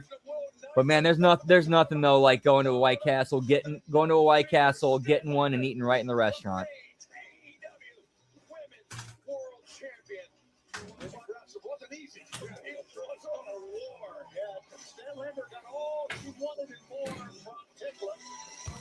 I got you, Brett. Whoop, whoop. Okay, good to hear that. Looks like so apparently according to Frank, state police are making arrests and there's no more riots. So good. And Scotty, what are you talking about? Check Brown is one of who? Who are you talking about? Don't let Trek hear that either, otherwise. Do you know A-Track Brown at all, Brandon? I've read enough of his posts to know that's not somebody I need to be following anymore. Oh, you're one of those guys too, huh? He's I love A-Track Brown, man. He's my boy, but I don't even bother fucking around with his posts, bro. Yeah, I say I've never interacted with him. I just know that he's somebody who, a lot of other people know and interact with, so I can follow him for a little bit, and then from what I read, it's like, I don't need to be. I've done a lot of shows with Track over the years, and they've been great, man. But he trolls it a little bit too, Brandon. Don't take him too seriously. Okay, gotcha. You know what I mean? I get that vibe because that's kind of how I am too. Like admittedly I'm a little bit of a troll because I know what buttons to press and I like getting a rise out of people, so I'll do it. And he doesn't discriminate, black or white. Okay, that's good. Yeah, I'm equal opportunity offender. I like that. But I will say this: he really hates Trump. And if you're a Trumper, like, ooh, he doesn't watch WWE anymore because of Trump. Wow. And I even said to him, I go, "You're fucked, dude. You know what I mean? You're crazy. Why would you do that? Who gives a fuck? Why are you even letting politics get to what you should watch and what you love and all this shit? Don't even see. To me, that wouldn't even bother me. I wasn't even going to think about it that way. You know what I mean? Yeah, it's just kind of tough for me because I'll put it to you this way. For about 15 years, I was actually like in the belly of the beast when it comes to like far left, Marxist, woke, like indoctrination, mind control, cult. Like for the longest time, I legitimately believe the people around me were my friends. and I loved them and was loyal to them and would do anything for them to the point where I compromised for myself for them. And I really believe they took advantage of that to try to bend me and break me to be one of them.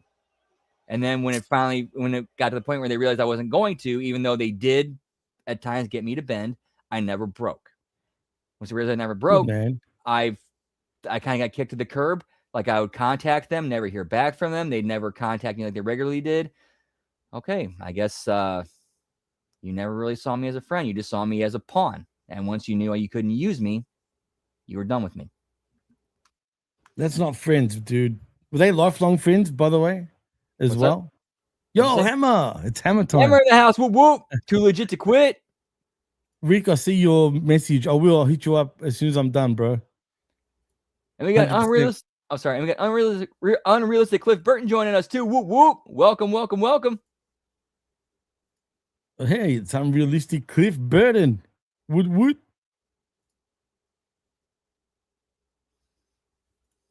Just like the E. That's funny, Rick. I said the same thing about to Hammer if he was busy this week. How ironic. Or the great minds think alike. Anyway, fucking what was I gonna say? I forgot what I was gonna say. Yeah, I was mentioning talking about the time like how I people were my friends and they never really were. Your friends, were they lifelong friends?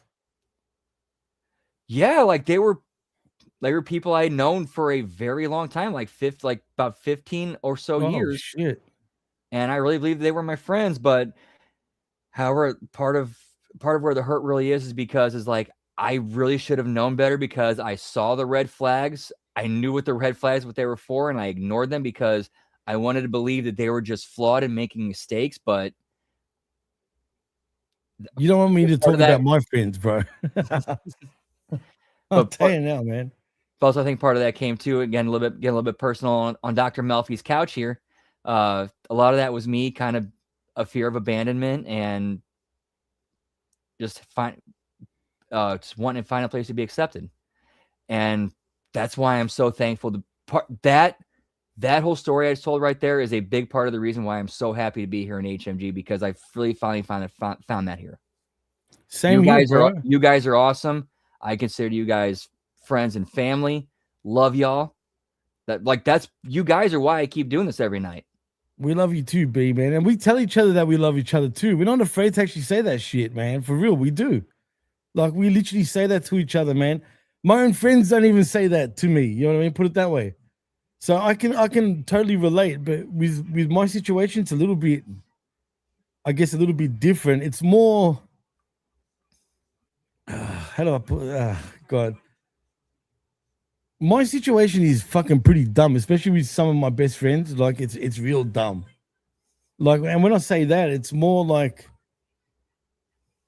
all right, I'll give you an example. He's gonna sound stupid. We all do dumb shit, man. That's how we learn from it. No, but he's gonna sound really dumb, right? Because it's dumb, like, for real. But my best friend was a girl, right? Like, I grew up with her. Like, she only lived the street away from me. Oh, thank you, fucking cold-blooded, my man. Whoop, whoop. Yeah, absolutely. And anyway, and yeah, so it was a girl, and the guy she ends up marrying, who she's married now with, right, was also a close friend of mine. Right, but this guy, but he runs hot and cold. So even now, to this day, they got kids. I've got my own missus for over 20 years, bro. Like, you know what I mean? So when we see each other, he gets paranoid, dude. Because then if we're on the phone for a long time, for example, he'll be like, "Oh, fucking, you talk to my girl, blah blah." But he doesn't say nothing like over the phone. It's just dumb, bro. It's real dumb shit. And then I'll back away because I don't even want to put up with that. That shit was happening from when we were young. We get into full fist fights over bullshit. You know what I mean? And like now, like, and I'll tell you, be like, why haven't you been coming over or whatever? And I'll be like, dude, I don't even want to tell you why. Because it's the same old shit. Like, we're way older now. Why is this shit still coming up, man? You know what I mean? Yeah, I know what you're saying. He's just being a man. I totally get it, bro. I totally get it. But he's obviously fucking insecure too. Even though I wouldn't do that. Like, I would never do that to him. You know what I mean? I wouldn't even do it to my own missus. Yeah, I think the first person I ever heard use that, what was it, Jerry Lawler, who said that one time? Well, yeah, I mean, it's true though, man. What he's saying. Like, you know. Yeah, it is true. Exactly. I totally got you, Charles. As soon as the way you said it, I knew exactly what you mean. But it's true. He's just being a man. Like, it's just it. It is what it is. You know what I mean? Like, it's stupid. But even other friends, bro, like, you know, when some people like, look, I've done all right with myself, for example, right? But you know, when people they're ahead of you, just say they're doing better than you and whatever, right? And then they talk shit to you, like, as in, like, oh, look at you, why aren't you, like, you know, why aren't you doing what we're doing, or fucking why are you hanging around with these people, or whatever the fucking case. It's like you've sort of backed away from what they're doing, and if you're not like them, like, suddenly they don't want to be your friend, you know? Yeah, that was kind of my contention with friends, because like I was open. I never cared. You can do, like, we can disagree with on anything, as long as you don't force your stuff on me. I don't force myself on you. We're good. Or force my beliefs on you. We're good. But it started becoming. But here's the thing: over the years, I started noticing how they would cut people out for simply expressing different opinions and beliefs. And then I started feeling pressure on me of, hey, like, I'm no joke. There were times I really believe I was getting put through a purity test.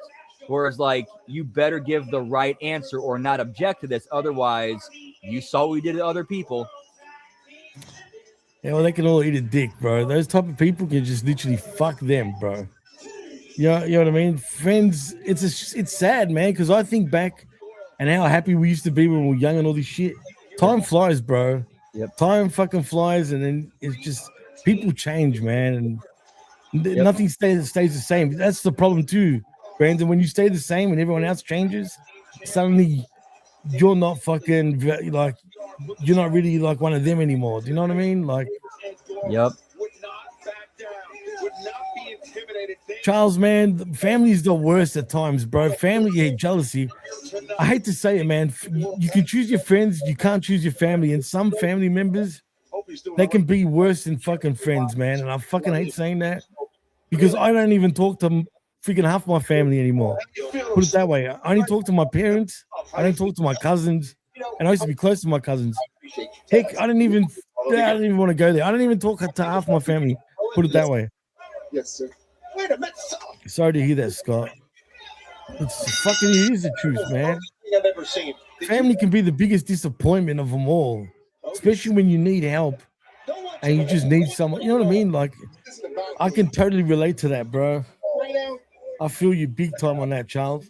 Doyle, Cash Wheeler starting things off. Don't get me wrong, man. You love your family, but you can't choose your family either. You know, it's like some family members are just total cocksuckers, man. Side headlock, sending Cash. Yeah, Labrat, don't get me started. It's true, man. I think we can all fucking say, like, we can all relate. Yeah, I've had a few friends pass away too, bro. Like, it is what it's life, man. Unfortunate. All right, I think I'm getting back into this bacon burger here. Yeah, I think we need some good fucking. Yeah, no shit, they're bitter as fuck, Charles.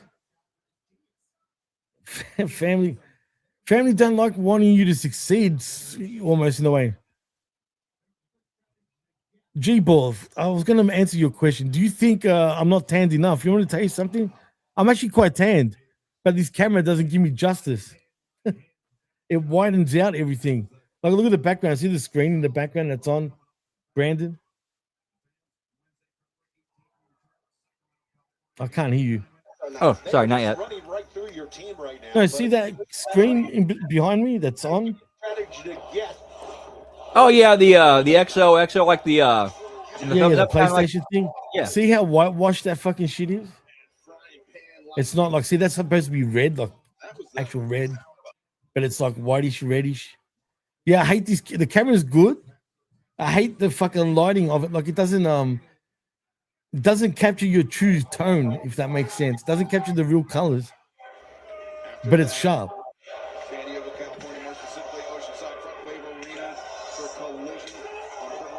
For no reason, cold-blooded? Fuck. Were you close to this cousin by any chance? What a fucking rat, man. I'll admit, man, my cousins, they try to stay in touch with me, man, but I push them away. You know what I mean? Except for one cousin who just doesn't give a fuck anyway. But for the most part, like, I don't know, man. I was sick of being judged, bro, for me. But there's no way anyone would do that to each other. That's wrong, man. That is wrong, big time, cold-blooded. That really pisses me off, actually, reading that. I went through something very similar with somebody I thought was like who I thought was my closest friend. I thought was a big brother. He was like, and it turned out he ended up being the worst out of all of them. It's sad, man. It's sad, but it's just, especially when it's family members too, it's even worse, bro. But yeah, like I've learned to not give a fuck anymore, bro. Like I just don't care anymore. I'm not gonna fucking not be happy because of them. But that's Australians for you, bro. There's a thing in Australia called tall poppy syndrome, where if you start getting somewhere like high, just say, people tend to want to put you down. It's like, no. Yeah, it's like, who are you to get above? No, you're coming right back down here. Yeah. Whereas Americans aren't like that. They actually prop you up. You know what I'm saying? Like they're happy for you when you do well. I know not everyone is. I'm not gonna say everyone. Yeah.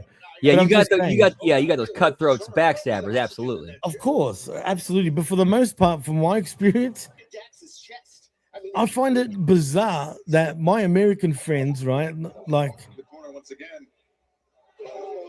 you know, they tell me that they love me. They tell me this. They tell me that. That's in a weird way. That's how America was like. That's the best.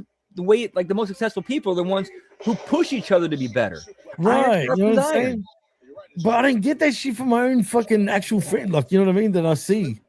And it blows my mind and that's what I'm so grateful about HMG as well, man. Like you were saying before, like if it wasn't for you guys, like who the fuck knows what I'd be doing, you know what I mean? So it's like we've all got that story about shit, you know, too. Like I look forward to doing shows with you, with Ray, with Vet, with Rick.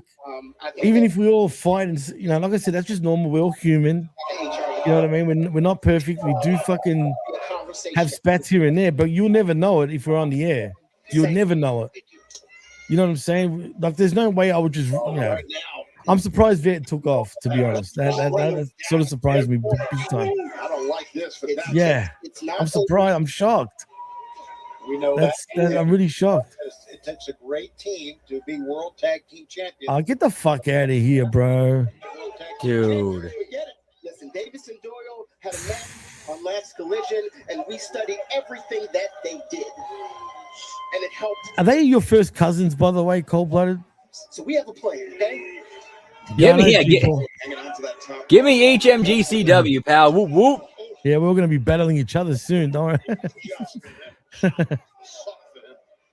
Yeah, I heard. I only watched like the first 20 minutes, but then I jumped on here, and then you guys all told me what happened, so I'm still shocked. There was an update though where we found out that Ray and Vet talk smooth things over. They're good.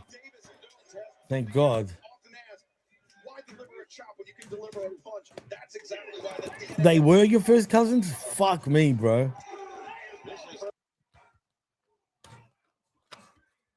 Now, Vet didn't quit. Vet would never, he wouldn't quit. Yeah, cold-blooded, unfortunately, it's not, bro. Sometimes it's not.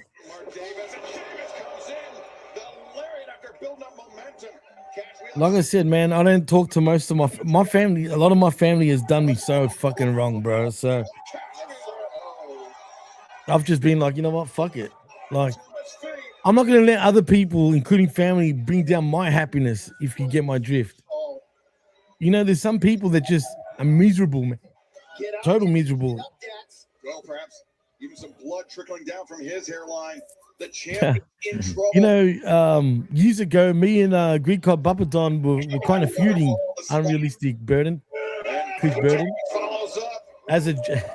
He took it serious though. I did a great friggin' promo on him where he wasn't sure if I was being for real or not, right here and now to become the which is tip. hilarious. It was me, Bulletproof Troop, Oh, they and GGP, and my old boss Spiro from the Rational Rage Network. Like politics, it is politics, Charles. of all time in FTR. We're humans, right? You're right. We love being fucking cunts, bro. It is what it is. Nice interception, but But Davis cold there blooded, I'm sorry, bro. That sucks, man. to the top. Yeah, I'm sorry, dude. Dax Harwood. What is Davis having my Ring awareness. Honestly, dude, I'd spit in their fucking faces if I saw him, bro. I hate to say that, not to tell you to do that, but that's how I feel about what you just told me, man. I know what he's thinking. on the top rope? I know what he's thinking. He's gonna slam that big boy. Suplex and Cash. Have you thought about even writing to him saying, "What the fuck did I do to you, man?" Dax makes the cover. Doesn't matter if you haven't spoken to each other in years. That's, you know, your first cousins are like brother and sister practically, man. That's your mum or dad's brother or sister that's had kids. You know what I'm saying? Like, 3-count of referee Paul Turner, but to my eyes, it was on time, on target. It was Mark Davis that beat the count. 100 And both hammer. all have glaucoma. Either way, FTR with the advantage on the challengers. Davis and Doyle for the shatter machine. Fuck, man. Davis prepared. I almost want to tell me who they are, and I'll fucking text them. Come on, Dax, get to the ropes. I Get swear to to the God. ropes. The sleeper. Dax showing some desperation. Cash trying to escape. These guys are still going, man. Yep. How long has this match been going for, man? Dax trying to Wait, man. Wasn't I I mean- mentioning them before? body strength. I think 10 minutes, maybe, at least. Okay. Oh, it just ended. Separation between your wrist, his wrist. That's the spirit. Oh, That's what I always say to everybody. They can all eat a dick. Anyone that's against me, eat a dick. Bag of dicks, pal. Yeah, bag of dicks, pal. I love cocks. Remember that? Yep. Dude, do you remember when they did the thing where Vince was trying to get it, that one Raw where Vince was trying to get at Shawn and then like a lightning bolt hit, stopped him, Yeah. and then a wall of fire popped up? I was live when that in the arena when that happened. And I'm just sitting there going, Oh, you into that? yep. And I That was would be just like, funny. they're really trying to get this whole Vince versus God thing over, aren't they? Like, That was kind of funny. It was, yeah. I laughed at it. I thought it was dumb and stupid, but Yeah, it's no, like, back then I totally thought it was dumb and stupid for real. But I sort of watched it again a few years ago, and I kind of laugh at it now. I've never Yeah. been this uninterested in four wrestlers in my life. it's like, oh, What, they're no gonna- eating dicks for you, Charles. Is that what you're saying? I'm assuming. No, we us boys. Yeah, hopefully we don't. No, hey, look, each to their own. Vince will Yes. answer for that one day. For yes, sure. he will absolutely. Unless God has his plan is Vince ends up repenting and seeking forgiveness. But as far as we know, Him? that's between those two. That is between those two. But The it's- guy is in his 80s, and I still don't see him asking for forgiveness. yeah, but to be fair, I can actually pull out an example out of the Bible. Saul, Paul. God specifically picked him because he persecuted and yes, exactly. He answers for it one way or the other. Hopefully it's the one that leads to repentance and forgiveness. But again, not our call, that's God's. Amen. He's unrecognizable. I mean, look at that dumb, bushy Oh, here we go. Lesbian fucking action. hair. That's Yeah, it was very uneasy. It was like, cool, but ooh. not short enough. What, you went too cold-blooded? This is what we're resorting to now. You were there too? My teammates I watched the live on pay-per-view. Wasn't it a backlash? No, it was a Raw. I think the match was Oh. the tag team match was at a Backlash, but that angle Yeah, yeah. happened in a Raw. Okay, yeah, all right. No, because he came out like God. You know, at the backlash match, he came out as fucking God as well. Like, They remember had the big light, the spotlight on him. that was wow. That probably one of the most blasphemous things I've ever seen in my life. I need you to piss off because when me, citrus boy, meet you in the Whoop, whoop. Let's hope we don't go there, bro.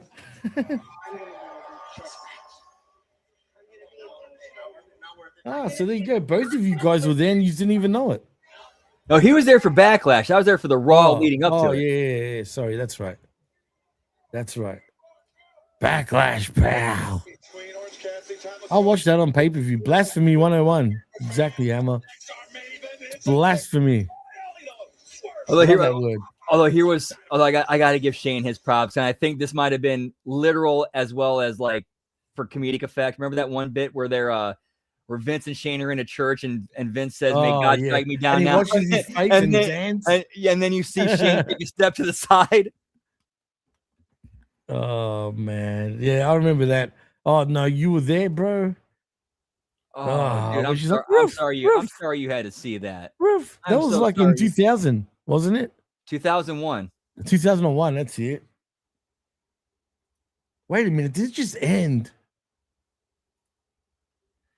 No, it's not ended. It's not ended. Not for me. We're at it's a commercial break right now. Oh yeah, and I forgot. I believe we're at 12 belts now. Oh, I just got asked to be on the Friday locker room tomorrow. Oh, nice. Whoop, whoop. Yeah. Check me out tomorrow, Monday. The Friday locker room.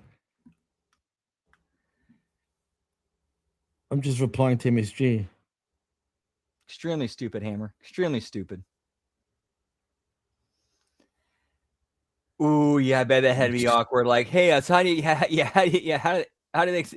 y'all explain this? Explain that. Well, we're gonna get a time machine and go to the future to 2024, where Vince gets hit with these NDA lawsuits, and like, oh,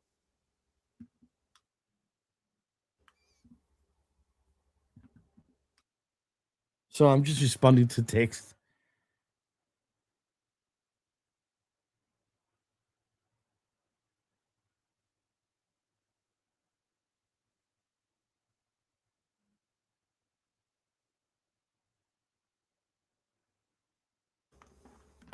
whoop whoop.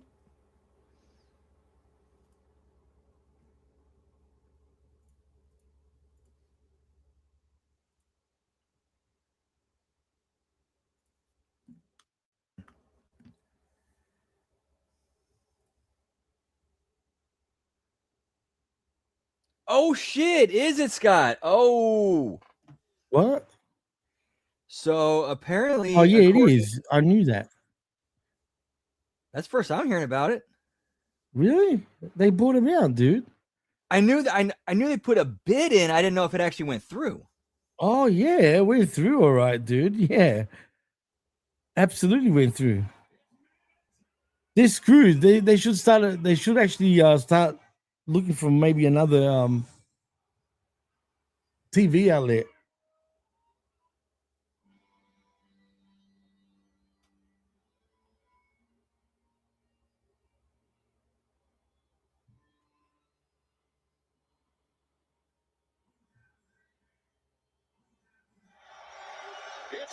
Who's that? Oh, whose house is it? Oh.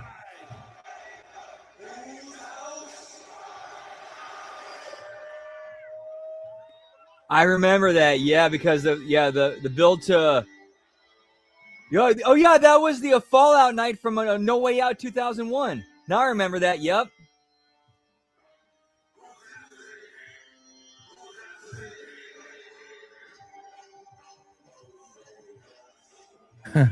Give me the AEW network, pal. I have mercy on Vince because of his upbringing, but Vince been Illuminati for a long time. Yeah, Vince got played with a little bit. Yeah, he definitely kind of sold. He definitely sold out to play with the Illuminati. That is for sure. You're waiting for your hard cider to get cold. Frank is right, man. I can't believe you didn't know that, man. No, that's the first I've heard about. 82.7 billion. Mm-hmm. That's insane. So get this: when that deal happened, I noticed suddenly AEW wasn't on my ESPN anymore. Wow. Is that a coincidence? I don't know. No. I don't think so. And mind you, that deal it still had another 3 years to run. So now, you know what? So now I've had to subscribe back to Fight TV, right, to watch it live every week, which is fine because I prefer watching it on that. One, but two, if you want to watch it, technically what they've done is they've put it on ESPN on Disney Plus here. So the ESPN on my cable provider has got no more AEW, but you need to get Disney Plus to watch AEW on the ESPN channel over there. But wait, but isn't I know, it's WWE stupid. on ESPN? But Yeah, it is. The mainstream ESPN here, it doesn't show AEW anymore. So do you get me? So it used to be on my cable provider, right? Right. So on ESPN 1 and 2 and 3, it was showing AEW over here, right? But now it's not on mainstream cable anymore. So it's been taken off. And now you got to get the Disney Plus app to watch it on ESPN there, which is weird. that's crazy. Okay, I must have missed that then. I must have missed that, Hammer.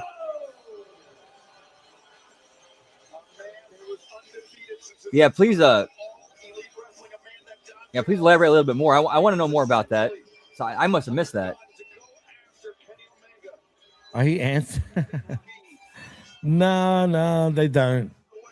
Not yet. They used to. TNA used to be shown on my television for years, but when it went really bad, once Dixie Carter sold it, they never renewed the contract, and it was shown here from 2002 all the way to 2013, 14, whenever Dixie sold it. I think it was like 20, at the end of 2016, beginning of 2017. And that happened. Yeah. I can watch every pay-per-view. So can I, Scotty. So can we all. We can all do that, but I prefer the legit way in some ways than watching it not anyway. Besides, I've got every pay-per-view practically except for the last few years on DVD and tape. So from 2016 back, I've got every single pay-per-view from every company.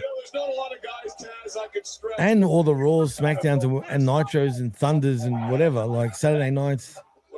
So I wonder, Saturday nights. So they might have a deal with something there with Australia for the library. I don't know. That's what it sounds like to me.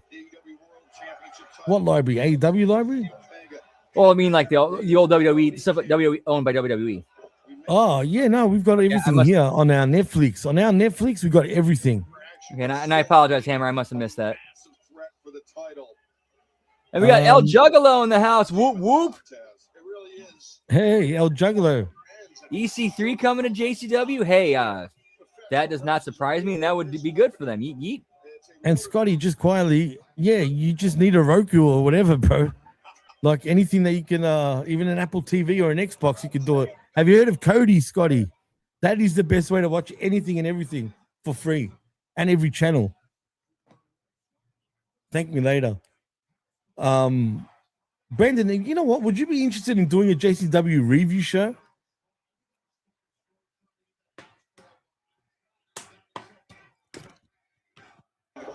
I actually do a live watch along on Thursdays. I know, but would you actually do a more serious, like talk about it?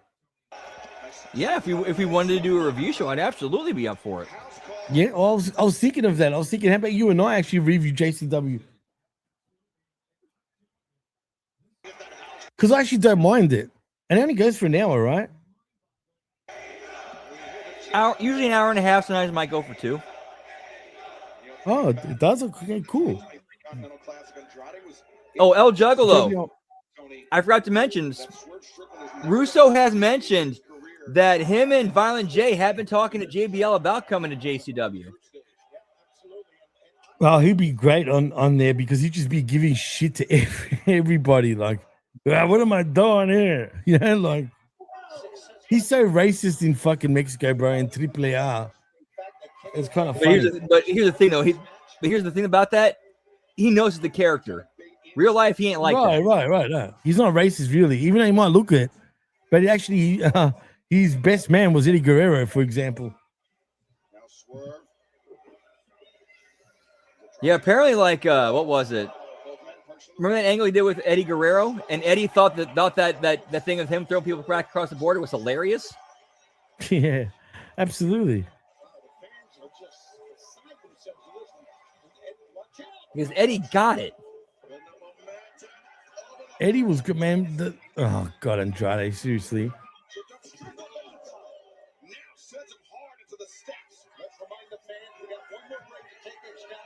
Dude, Andrade looks fantastic. He does. I'm not gonna lie. This might be the best he's ever looked. Oh my God. Looks like a Mexican. Like, give me Mexican Fabio, pal. Dude, give me Mexican fucking Gaza, even though he's Mexican. No, but why is he being a Gaza right now? He's doing. That's surely a plan, that cheek, right? I mean, come on. They're actually. This is actually a straight up rip off of JCW. This is how they put the ring rat with Caleb Conley. This is actually the straight up rip off of how they did that. Yeah, And they but so is WWE were doing that before that. When you think about it, I mean, you know what I mean?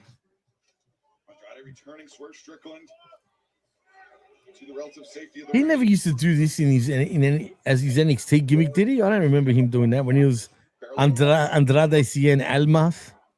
I don't remember. I never saw him in NXT. Really, he was brilliant in NXT, bro. I loved him in NXT. No, I never started watching NXT regularly till like the last couple of years. Like I've caught stuff. Yeah, I've caught episodes here, like stuff here and there, but never really watched it regularly until the last couple of years. Dude, the Triple H version of NXT was the best by far. I preferred that for quite a while over Raw and SmackDown.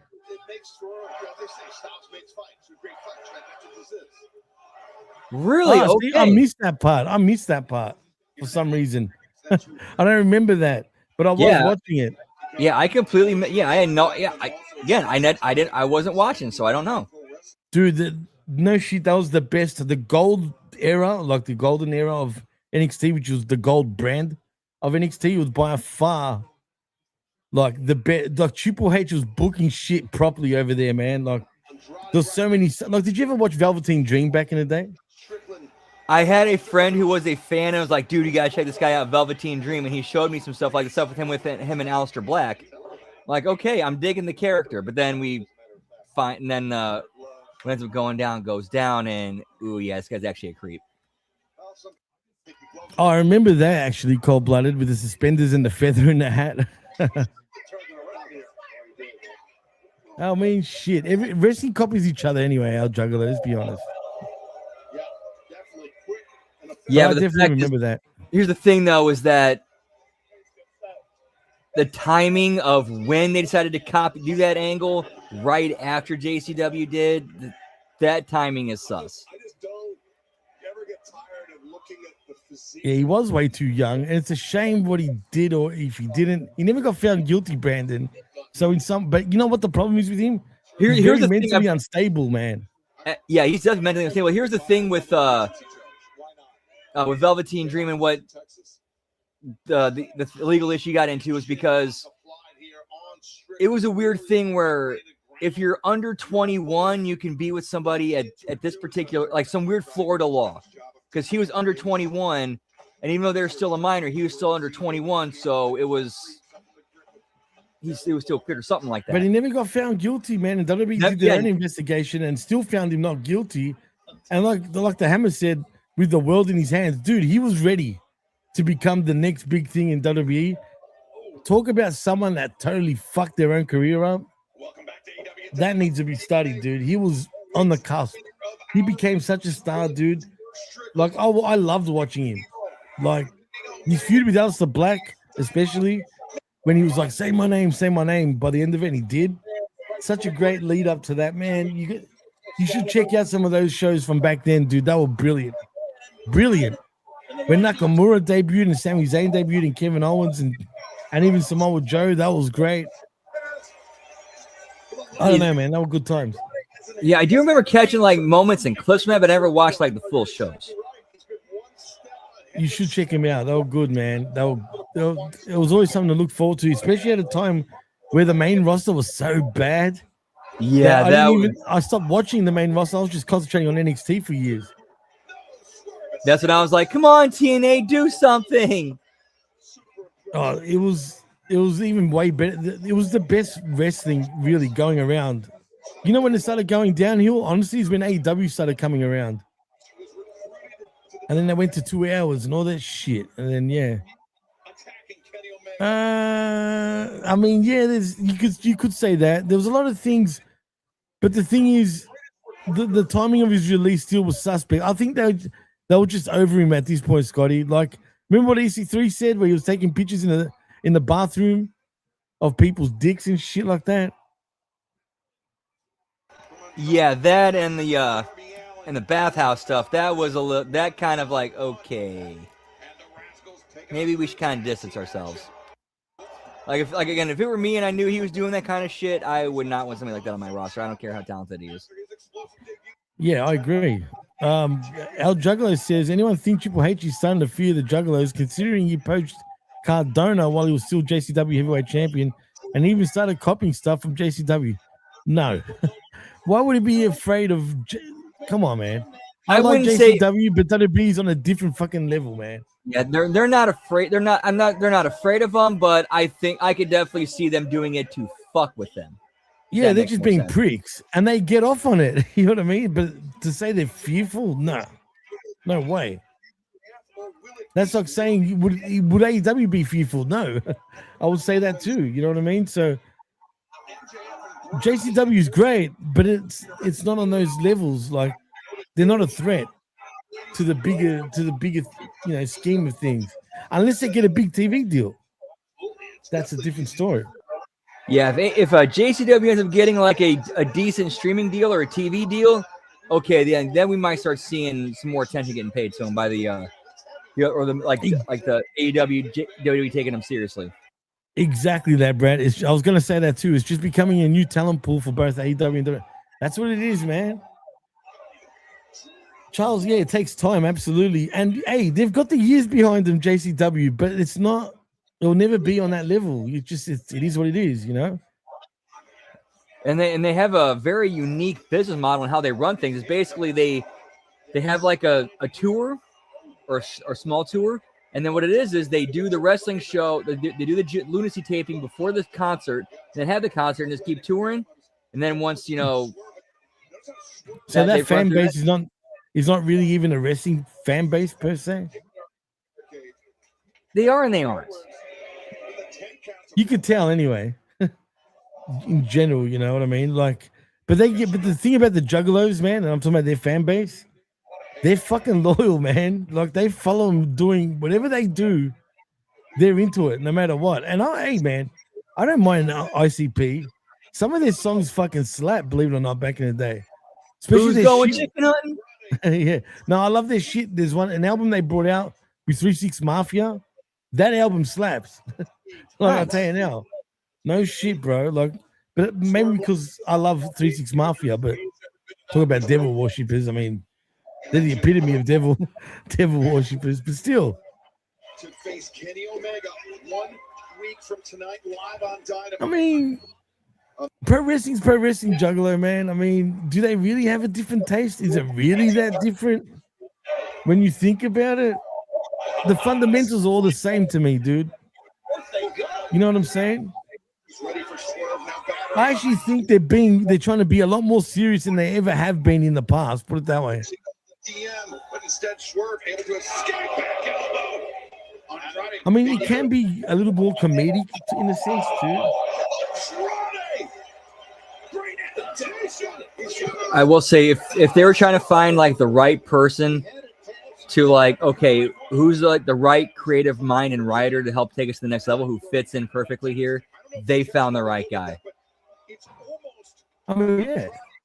Fed the boot to Swerve Strickland, allowed Swerve to counter, so Andrade could come around with a back elbow with even higher. Well, how long can they sustain it too, El Juggalo? Here's the thing, I really, this is my personal theory, but I gotta believe that Violent J and Shaggy 2 Dope are two dudes who know how to make a lot of money, while making sure to not live right at their means and save that money. And I think they're investing in their promotion and in their talent and the don't people who work worry. for them. They've got fucking mansions too, bro. That's what I gotta Trust believe. me. That's what I gotta believe. They're fucking rich. Don't worry about that. They're loaded. Yeah, sipping on some scissor. What a song, bro. Come on. I'm not into scissor, but like that track is a banger, bro. Now it's in my head. Sipping on some scissor. What about fucking fucking what's it called? Good question. I don't know, Dan. Up in the club. In the ropes, and I see a bead, more than one bead of sweat dripping down the head of Don Callis. Whoop that trick. Oh, look at that swerve. Goes into the corner, but danger for him. Well, do we know? What's their houses look like? Anybody? Well, apparently, from what I understand,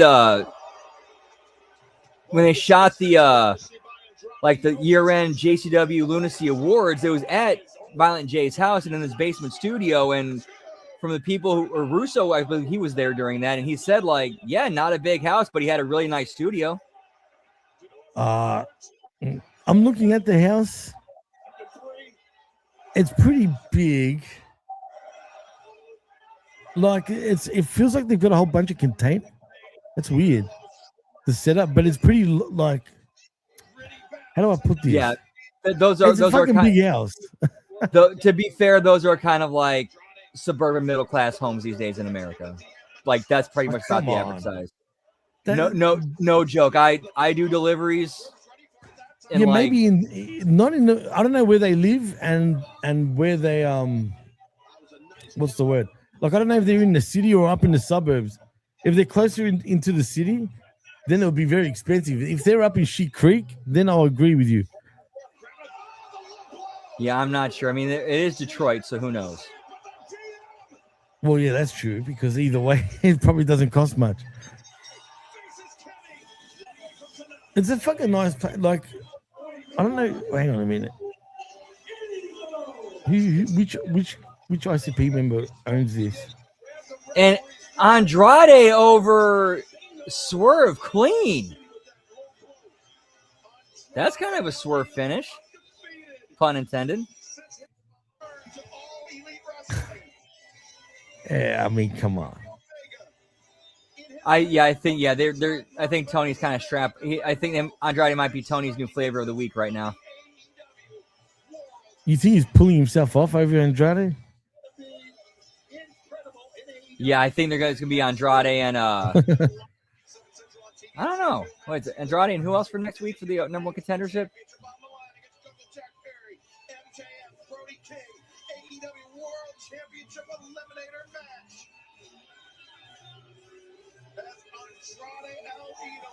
All right, I think the final bell count ended up being 12 tonight. Wow. Yeah, they're a little bit low for AEW. Shaggy 2 Dope's house is a friggin' mansion, by the way. With what looks like a golf course, even or a huge pool. Do you want me to show you his house? Wow, man. It's in Michigan, in Clarkston, Michigan. Oh, damn, I gotta look at that. I can show you right now if you want. Yeah, go ahead. Oh, yeah, as far as potentially, or 3-6 Mafia might give them permission. I don't know. What? You know, because of their relationship. For use of whoop that trick. Oh, no. Because it's just the same. And it's not like it's in the song. It's the fans that are doing it. You know what I mean? Yeah. So here's to the future time. Isn't Shaggy 2 Dope's real name Robert Hegelblum, whatever the freaking last name is? I don't know. Yeah, that's what I thought too, Final Boss. What the fuck? Swerve getting pinned clean by Andrade? It won't matter. It doesn't matter anyway. Because what does it mean for Andrade?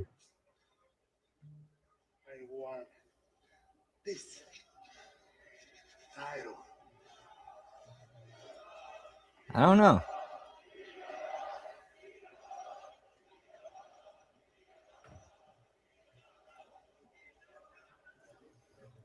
The fuck? What was that about?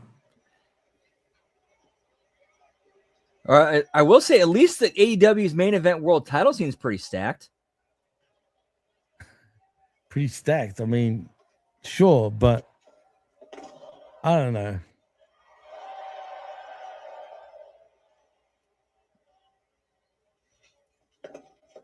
Drive the car. Drive it. Go.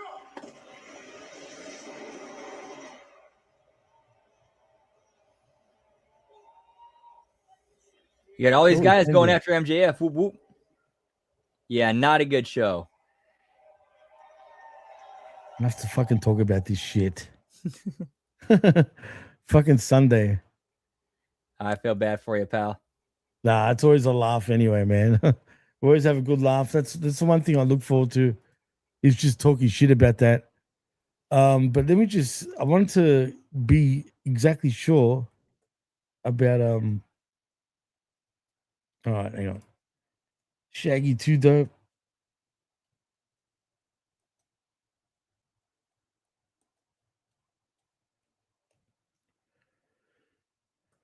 Oh, there we go. Oh, for fuck's sake. Oh yeah, check this out, man. I'll show you now. Before we go.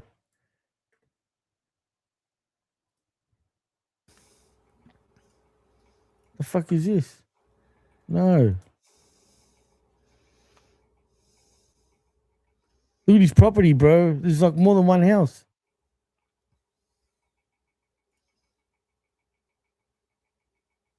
There's more pictures though. I'm pretty sure they're doing all right with themselves, man.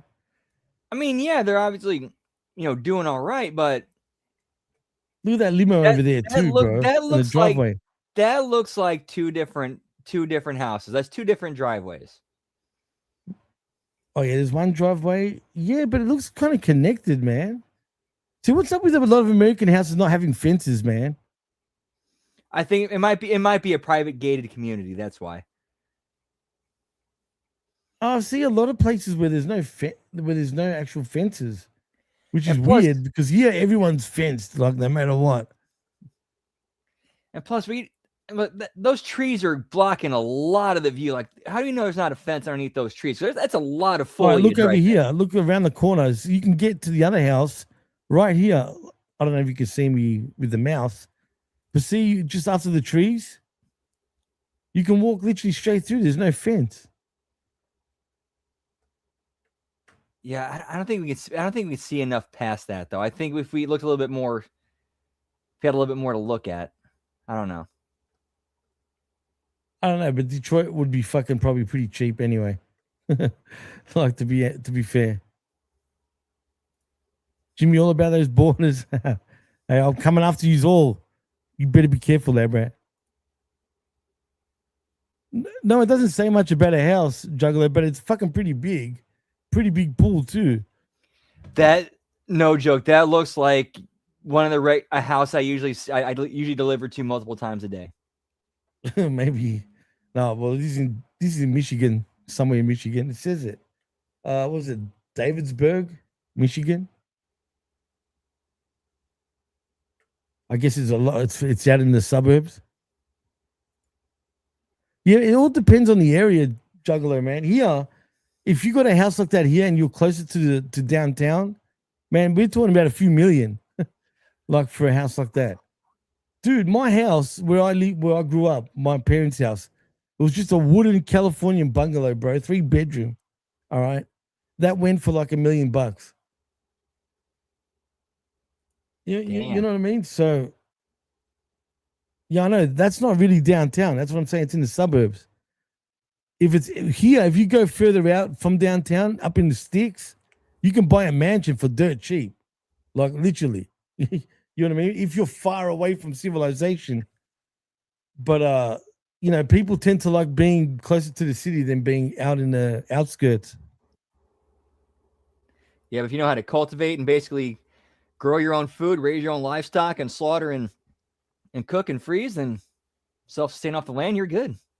No, absolutely. And trust me, Jugger, they're millionaires, bro. Come on, man.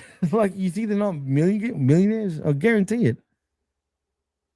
I don't know how much. What's the average houses over there? Let's look it up. Davisburg, Michigan. Is that what it's called? Get me Davisburg, pal. Davisburg, Michigan. Just out of curiosity. House prices. But then again, anything fucking in Michigan right now is probably pretty cheap. But let's see. Okay. So the normal median home sale price in Davisburg, Michigan is approximately anywhere from 413,000 to 700,000. So yeah, that's the average house, but I don't know what that involves. Like, what do you get for that much?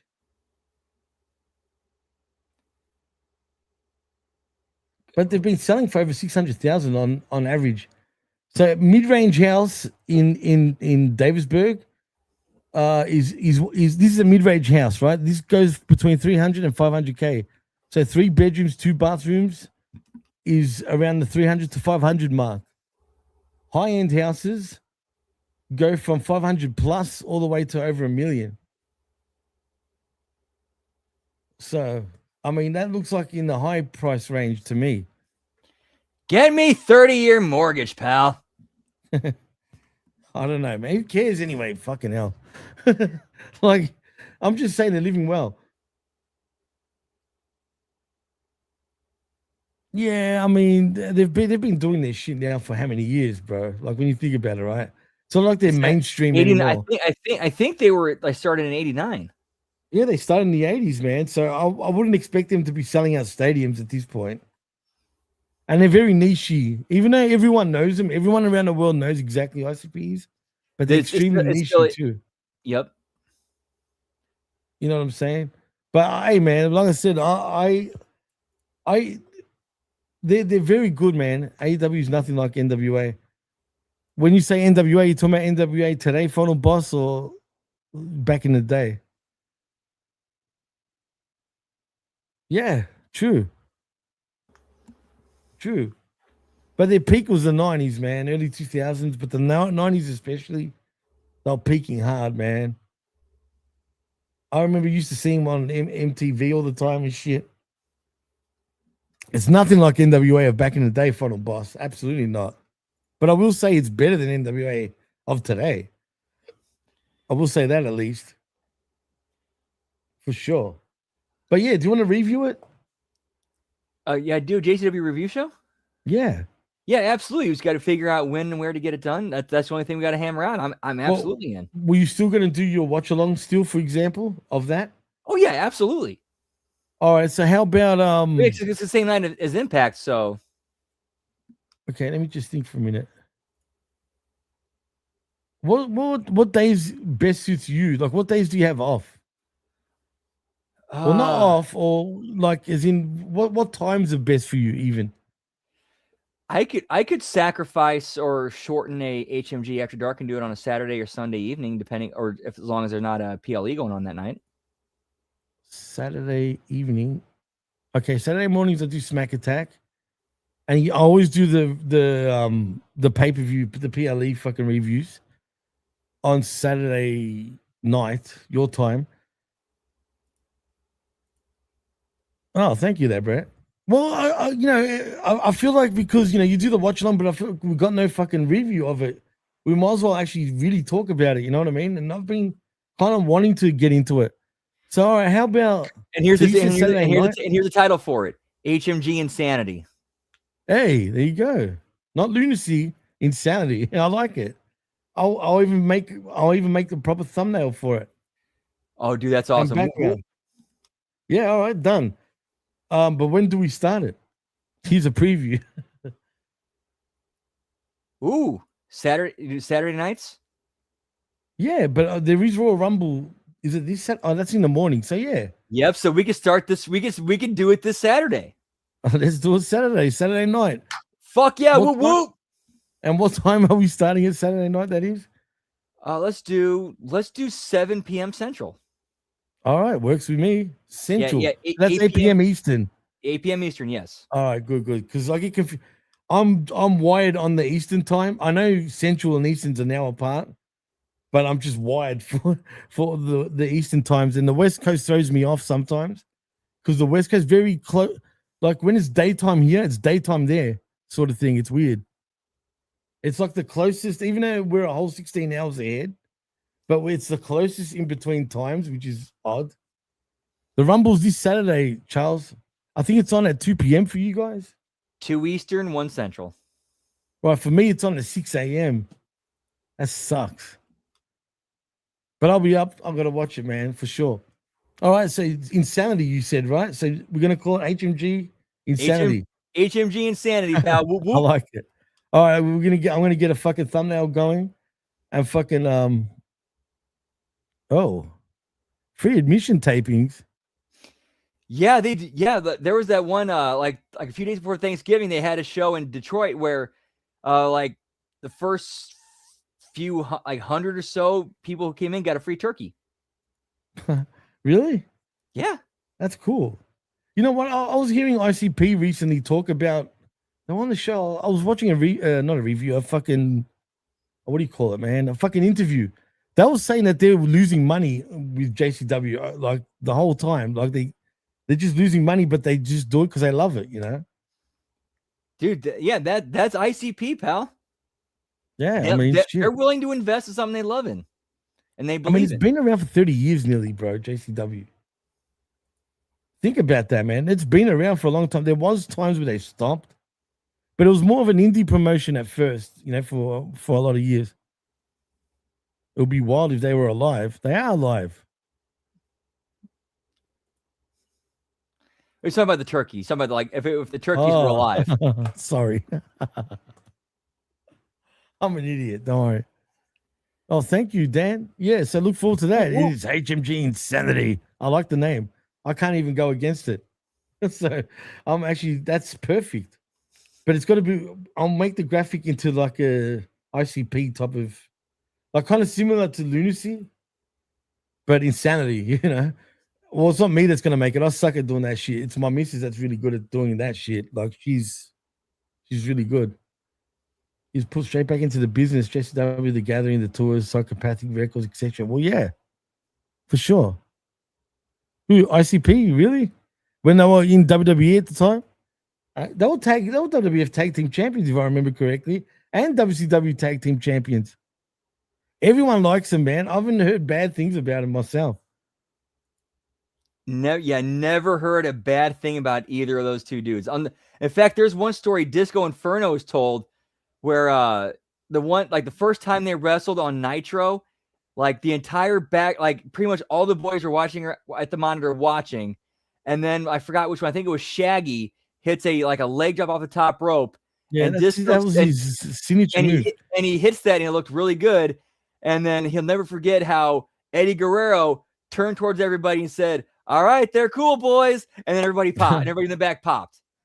Yeah, because they were going to get heat. They wanted to like rough them up when they first came into WWE. I think a few guys did sort of rough them up, but they stayed with it though. Like they didn't run away. They still kept coming. And Vito kills it, man. That shit's funny shit. By the way, it's funny as hell. This is the most entertaining Vito's ever been. And it's crazy because like he's now in his early 60s and like, hey, age like fine wine. Whoop, whoop. You know why Juggalo, that corny fucking had a friggin' he just doesn't like anyone that looks different, man. Really. You know what I'm saying? He's just being a hater, bro. He's looking at them like, look at these clowns. They've got no right to be in the fucking business. But absolutely, they have every right to be. Jim Cornette's locked into, no, this is what wrestling's supposed to be. Exactly. This is what wrestling is, and this is what wrestling needs to be, and nothing else. Instead of expanding his mind and realizing there's so many different ways you can present wrestling. You know, he's gone insane, no pun intended. Like, he never used to be this bad, man. Well, yeah. You know what's unbelievable? He's in his 60s, bro. That's nuts, man. dude. He looks like he looks like. And if you tell me Vito was 35, I'd believe you. So would I, man. At least fucking early 40s, man. Like, I mean, shit. Like, he does not look 60s, man. He doesn't even look 50s. That's fucking nuts, bro. Like, it trips me out. Dude, that's what being healthy and taking care of yourself does. For real. Like, I'm pretty sure Vito, like, and from some of the interviews that Vito's given, and he talks about, like, you know, diet and nutrition and exercise, he definitely sounds like a dude who took care of himself throughout his life. Oh, absolutely. We should bring him on maybe one of the shows. You know what I mean? To talk about fucking JCW.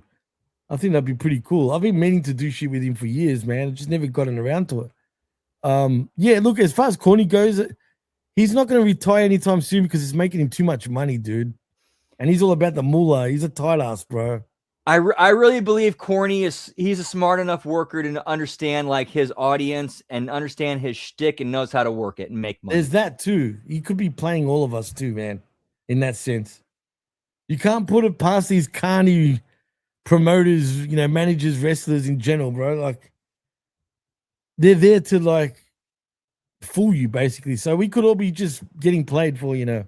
Dude, have you ever heard the story? Like, you know how Corny puts on the whole leftist, liberal, you know, give to the people type shtick? Right, yeah. Whereas I've heard Kenny Bolin tell stories about how Jim's incredibly selfish and like, no, I got to get mine. Double eggs, double bacon. That's Jimmy right there. I mean, yeah, I mean, he's a typical fucking Southern white redneck hick, bro. And he figured out a grift and is running with it. Yeah, exactly, Juggler. Because that's what it is. It's pro wrestling at the end of the day, in its DNA, is fucking carny as shit. And it still very much is carny as shit. You know, in many ways. Carny is still wrestling, exactly, Hammer. Dude, you know what I mean? Man, here's the crazy thing. I don't mean to get personal here again, but no, please. That goes back to the carny thing of wrestling, the carny worker backstabbing, fuck people over for your own self. Like, that's kind of how, like, even while I was in it, even while I was in it deep down, I was like, I don't belong here. I don't belong in this place. Yeah, you got to have fucking a mental capacity of, like, the vets even said similar shit. You know what I mean? When you realize, like, fuck, the amount of backstabbing. You know, at the end of the day, pro wrestling, it's a fucking shark tank, bro. And if you don't fucking swim with those sharks, unfortunately, you're not going to get anywhere. That's how it's just the way it is. I know WWE's like that. I know WCW was practically like that. I don't know how AEW is. I don't know how JCW is. But I'm sure everyone's got their favorites. You know what I mean? You got to be a rat, dude, in wrestling. It's fucking weird. You got to like put yourself ahead of even your own peers and fucking friends and just be total cold and not give a fuck. Because that's the only way you're really going to get over is by getting close to the boss or complaining about others. No, this guy shouldn't be up here. Look at him. He's, you know, you can sabotage careers so easily. If you got it in you to be a cunt, pro wrestling is the game. And honestly, even while I was in the business, I knew all that. Here's where I was delusional and wrong. And as Jeff Jarrett said, cautiously optimistic. And in the end, unfortunately, it's not the way the world works. Well, if you're talented enough and skilled enough and do business the right way, as in, like, you don't fuck anybody over, but you let your talent and your skill speak for itself, you'll rise above. But do they? There's a lot of guys that should have rarely above. I will say it does happen very rarely, extremely rarely. And I found out it didn't take me long to realize I'm not one of those rare cases. See, Hammer, you know how you say it's not your style? I bet you if it was your style, you would have been WWE champion right now. You see what I mean? Like, and you're a good example. Look at the look that Hammer had. Absolute fucking, you can't deny that talent, but you can't even deny that look. You know what I mean? But the politics fucking, you know, all the politics just fuck everyone up. Like, as long as, if you don't play the game, as the game says at Triple H, you know, time to play the game is a perfect example. He gets the game. He knows the game. You got to be an absolute fucking cunt, like to like swim. Do you remember when AJ Styles was on Austin's podcast years ago? Long time. I don't. You got to refresh me. It was a long. Well, he gave him one word of advice. He goes, dude, if you want to get anywhere in this company, you got to swim with the sharks. You got to put yourself ahead of every. Like he was telling him straight away. He goes, dude, they're all sharks. They're all gonna fucking try to fuck you up, basically, and you got to not let them. You got to fucking do the same thing. Unfortunately, whether you like it or not. And Austin knew how to do it better than anybody, but also too, Austin didn't step on anybody's neck on the way there. Like, for example, he was known to be hard to work with too, though, man. There's a lot of stories about that. I mean, everyone at the top is hard to work. They don't just work with anybody. Like, he didn't want to work with Jeff Jarrett, for example. True, but here's the thing, though. Jeff Jarrett, to be fair, I will give Austin the benefit of the doubt on this one. He truly believe he never forgot what the Jarretts did to him back in the day. That's he was going on. I can't blame him for that. Come on, man. Well, he was too big for Jarrett, really, in his eyes. Like, it didn't make sense. He was way above him too, and all because of heat from his dad as well and shit like that. Like, Punk was always a typical carny dick, bro, with the politics. Dude, there were people I worked or I knew from training and in wrestling who interacted with Punk back in the like on the indie, like when he was still before he got signed, and they said he was a total dick, condescending asshole back then. I've heard a lot of stories about him. You think it doesn't even happen with those indie fucks?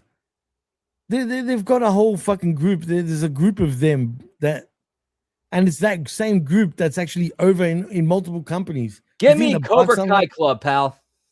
Yeah. It is what it is. It's wrestling, man. It's not just about how good you look and how good you are, but it's also who you know too and who you're close with. Unfortunately, it is what it is. Sorry? Dude, you just reminded me of something that, what was it? When, I forget his name, and I apologize. King Kong Bundy. When King Kong Bundy did his interview with Russo, he closed it with saying, here's what went wrong with the wrestling business. To be the man, you have to beat the man. Remove one of those B's. And then he left. He just left?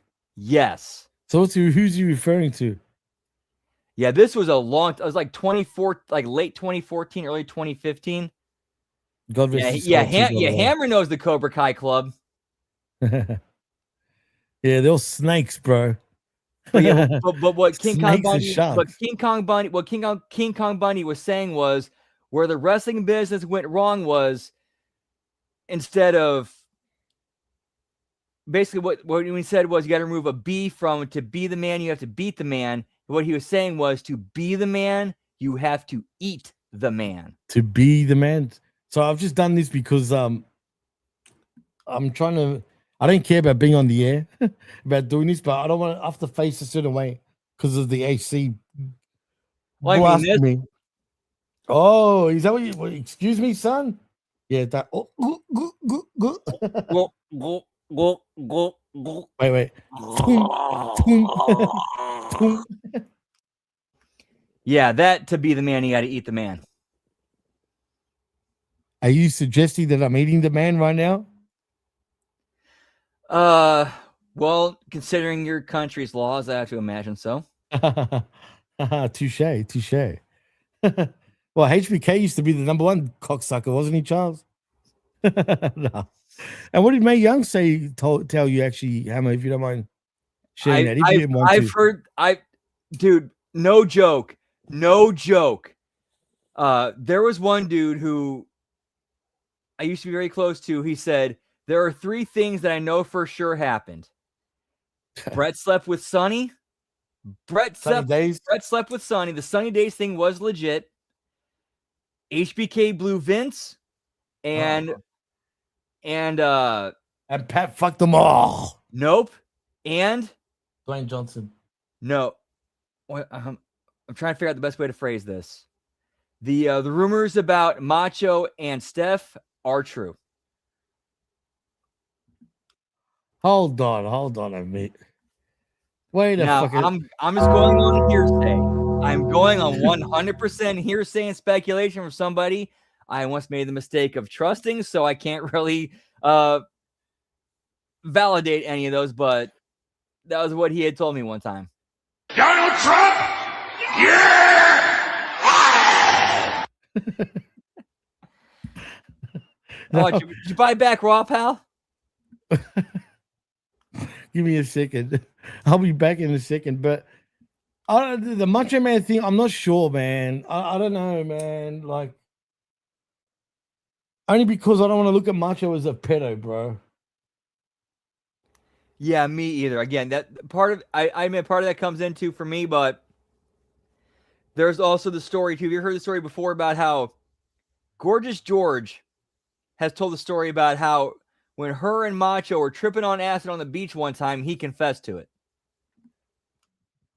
Well, you know how we brought out a rap album that disses Hogan in every song, pretty much, Be a man, brother. and he disses Triple H as well, and he disses whoever. He talks about it on one of the songs, man, that he fucked her and shit. Really? I did not know that. Yeah, Okay, yeah. no shit. Yeah, man. Yeah, all I knew is the diss track to Hogan called Be a Man, and that was about it. I did not know anything else. Be a man, brother. Oh, yeah. Dig it. Oh, shit. Yeah, give me the JWO, pal. Hall, Nash, and Waltman. Whoop, whoop. Yeah, man, the NWO was there, bro. Everyone's made fucking appearances in JCW over the years, dude. Absolutely. Absolutely, man. Like, JCW's been around for nearly 30 years, man. But it's never had its own show like it has now. Now it's kind of the most, like, known, I feel, in the bigger picture than it ever has been.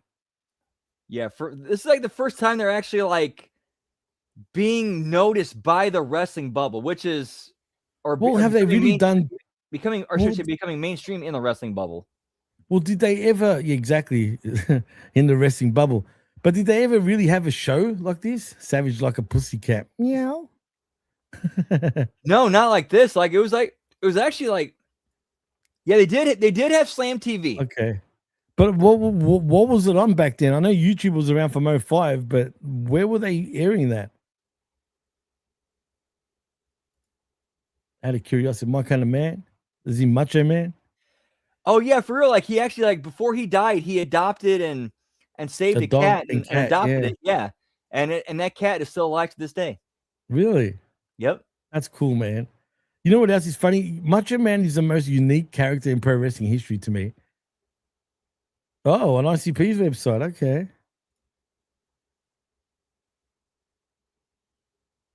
Well, they've always been into the wrestling bubble, though, and they still do their music too, Labrat. Trust, man. They blend all that shit in. You know what I mean? That's where they get their fan base from. You know, first off, is their music. Really, that's where the Juggalos are all from. If you look at the Lunacy fan base, the crowd, they don't look like they're wrestling fans. A lot of them. Yeah, they look at ICP fans. Right. They don't seem like they're really into wrestling, but they're just there to support anyway. Like they're into it because ICP's into it. So I guess, you know, family, it's kind of weird. Family. Yeah. They're all juggalos, man. Just like the juggalo in the chat. What's cracking? Whoop, whoop. Hey, are you the same juggalo, actually, El Juggalo, that's been doing things for HMG lately as well? I know I've seen you around for like a couple of years at least. But just wondering out of curiosity. Yeah, well, you know, I know a rapper that's a juggalo. Do you remember Stitches, anyone?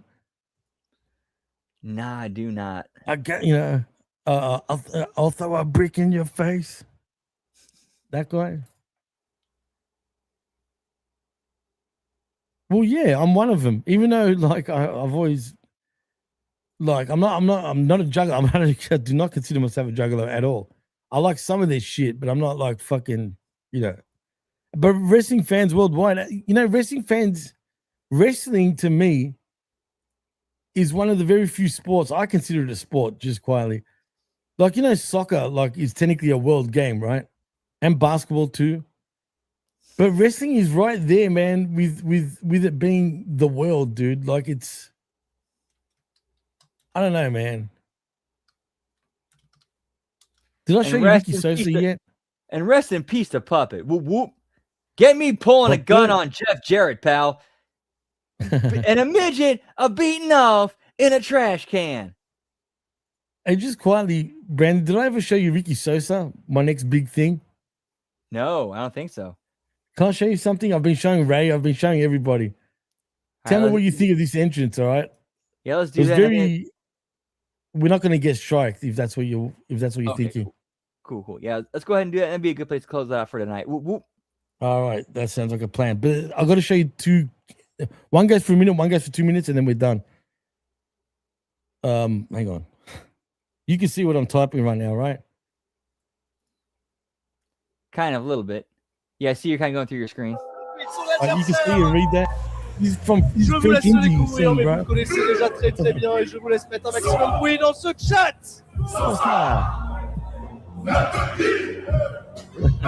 Young Savage.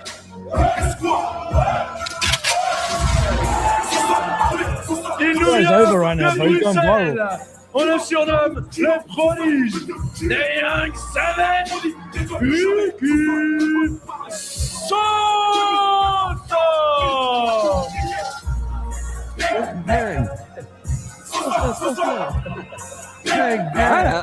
I like it. I like it. He's got the sickest interest in indie wrestling right now. Like, he's all over, bro. Mon cher Soura, il y a des Bonjour. choses qui sont inévitables aujourd'hui dans l'actualité du catch.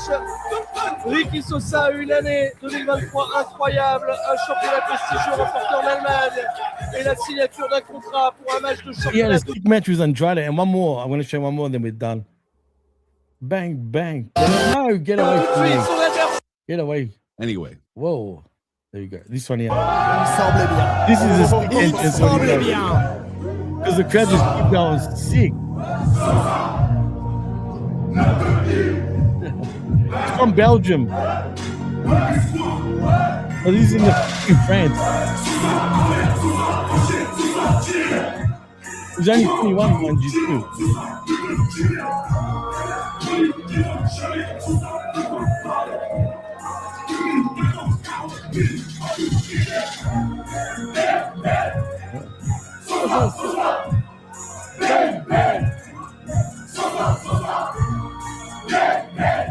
My only criticism,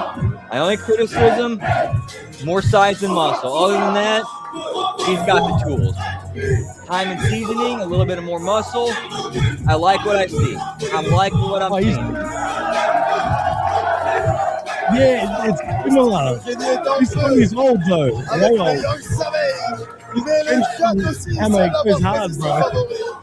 Ricky Sosa. What motherfucker's going on? I think this kid's gonna be. Remember the name? Ricky Sosa, man. He's not the only one, too. Yes, and of course, learn to sell. Like, we need more people who know how to sell in the business. There's certainly not enough. Watch when the music stops.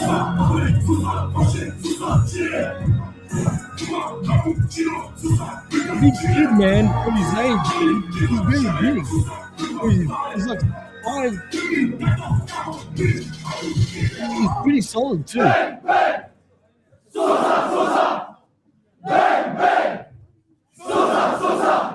Yeah, he's weird.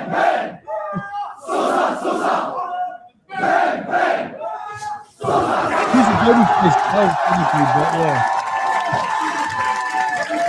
Anyway.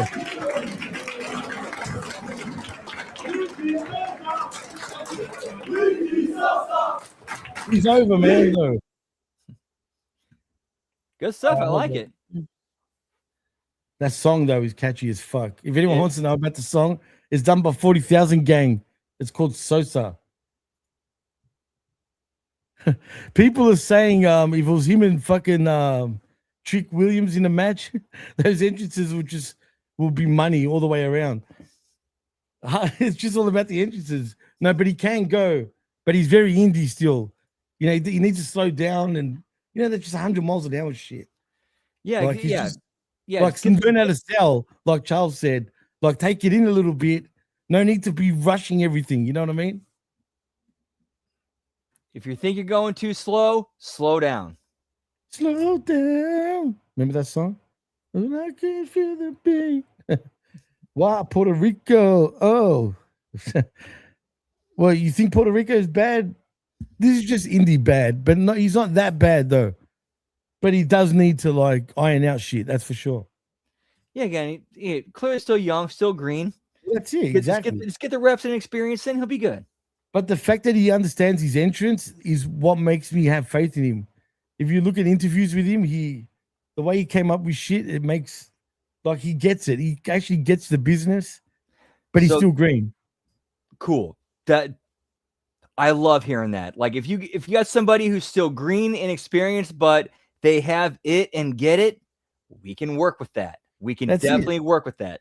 Sky's the limit, man. But yeah, he wrestled Andrade. He's wrestled Cappuccino Jones, like who's his vet. That's the vet's boy.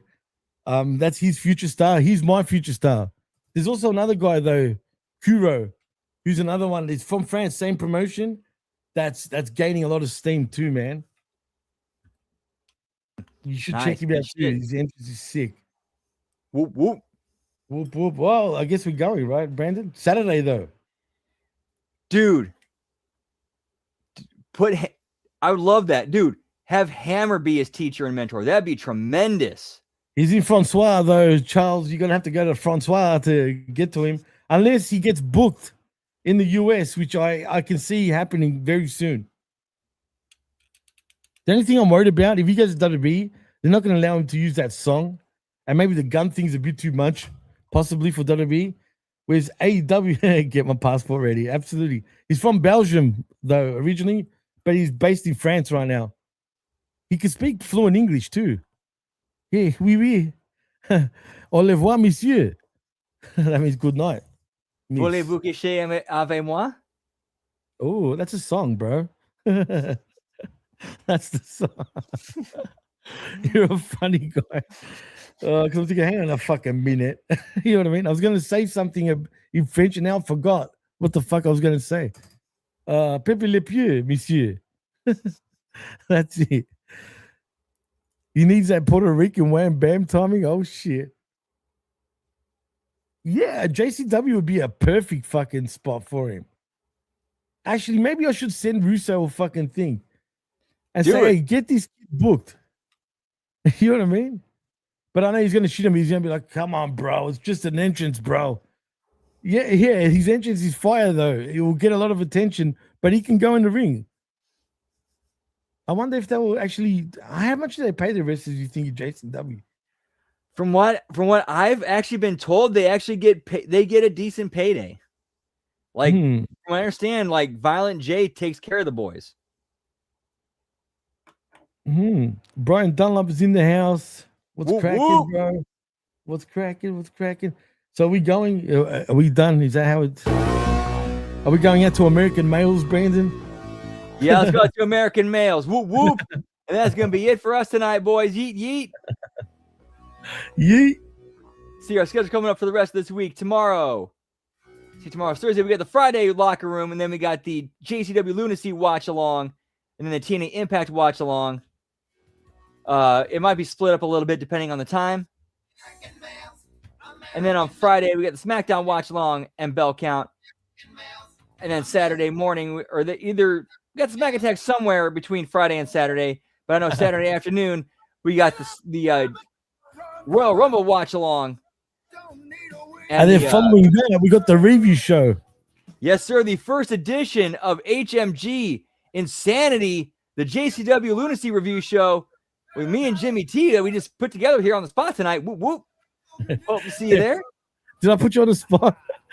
No, for real, dude. That was actually, I was not even thinking of doing that. And then you just pitched it and it's like, fuck. And it sounded good. The schedule fit. And it's like, fuck it. Let's do it. I was thinking, that's been on my mind the last week. I hope I didn't put you on the spot. And I hope you genuinely want to do it, though. No, I shouldn't have said on the spot. But like, yeah, it's like you just kind of like threw it out there. And it's like, that works. We can do that. Yeah, man. I'm happy to fucking do that. I mean, shit. I mean, like I said, you do the watch along, Mozzle talk, like get into it more in depth.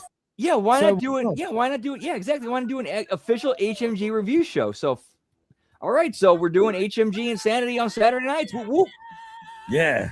Insanity. HMG's Insanity. Although to be Saturday fair- nights, 8 p.m. Eastern, 7 o'clock Central. Do not miss it from now on every Saturday night. It's Yes, going to and- be your slamming home for Saturday Night Wrestling right here on Hump Media Group. Yes, sir. But of course, though, if we do run into, let's say, there's a PLE or a Saturday night's main event, we will move it to Sunday night. Whoop, whoop. There you go. On the spot right there. We improvise right on the spot, ladies and gents. So yeah, if we are doing a PLE on a Saturday night, it will be moved to Sunday night. So yeah, be aware. Yep, and of course, this Sunday we got Da Wreckage with, of course, our boy Jimmy T and the Vet and the Professor. And then Sunday That's night, we're right. going to have HMG After Dark. Not sure what we're doing that night yet. I'm kind of thinking, let's do Back to the Future Part 3. I haven't done that one yet. Let's finish off that trilogy. And let's do some more Trailer Park Boys. That sounds and pretty also, good. if you ever decide to do, what do you call it? A kickboxing watch along, I need to be there too, man. That one, I'll plan that one and make sure that you're there for it so that we can do a duel. Yeet. Yeah, and a blood sport one, but we'll do blood sport first whenever that is the case. Please, we have to. We got absolutely. I want to see your reaction to it. You will love it. Yeet. Well, that should be fun. And then tonight, though, the party's not stopping tonight. In about 15-20 minutes, we're going to be continuing live on Twitch. Twitch.tv/LG Brandon. Whoop, whoop. Hope to catch you there. And of course, Monday, we got the Monday Locker Room, the Raw Watch Along, the Impact Attack. Tuesday, I Like It Raw, the A Show, the Late Start NXT Watch Along, and then the Wednesday Locker Room. That's it for what do you got, Jimmy T? What do you got going on, pal? Well, you just gave away what I've got going on. So you just told them what I'm doing. So like Brandon said, I like a Raw every Tuesday mornings, 10 a.m. The Smack Attack on either Friday nights or Saturdays. As Brandon said, it just all depends on what's going on. And of course, Sunday mornings, 11 a.m. Eastern, the Wreckage with myself, the Vet, and of course, the magnanimous and glorious Professor Chabela Vera Cruz. And Saturday nights or Sunday nights, depending on PLEs, it is our new show, Insanity, right here on Hump Media Group's YouTube channel. Do not miss it. Well, me and Whooper Brandon will be talking all things JCW. So yeah, there's that. That's a wrap for me. Whoop, whoop. Peace. See you later, pal. Yeet.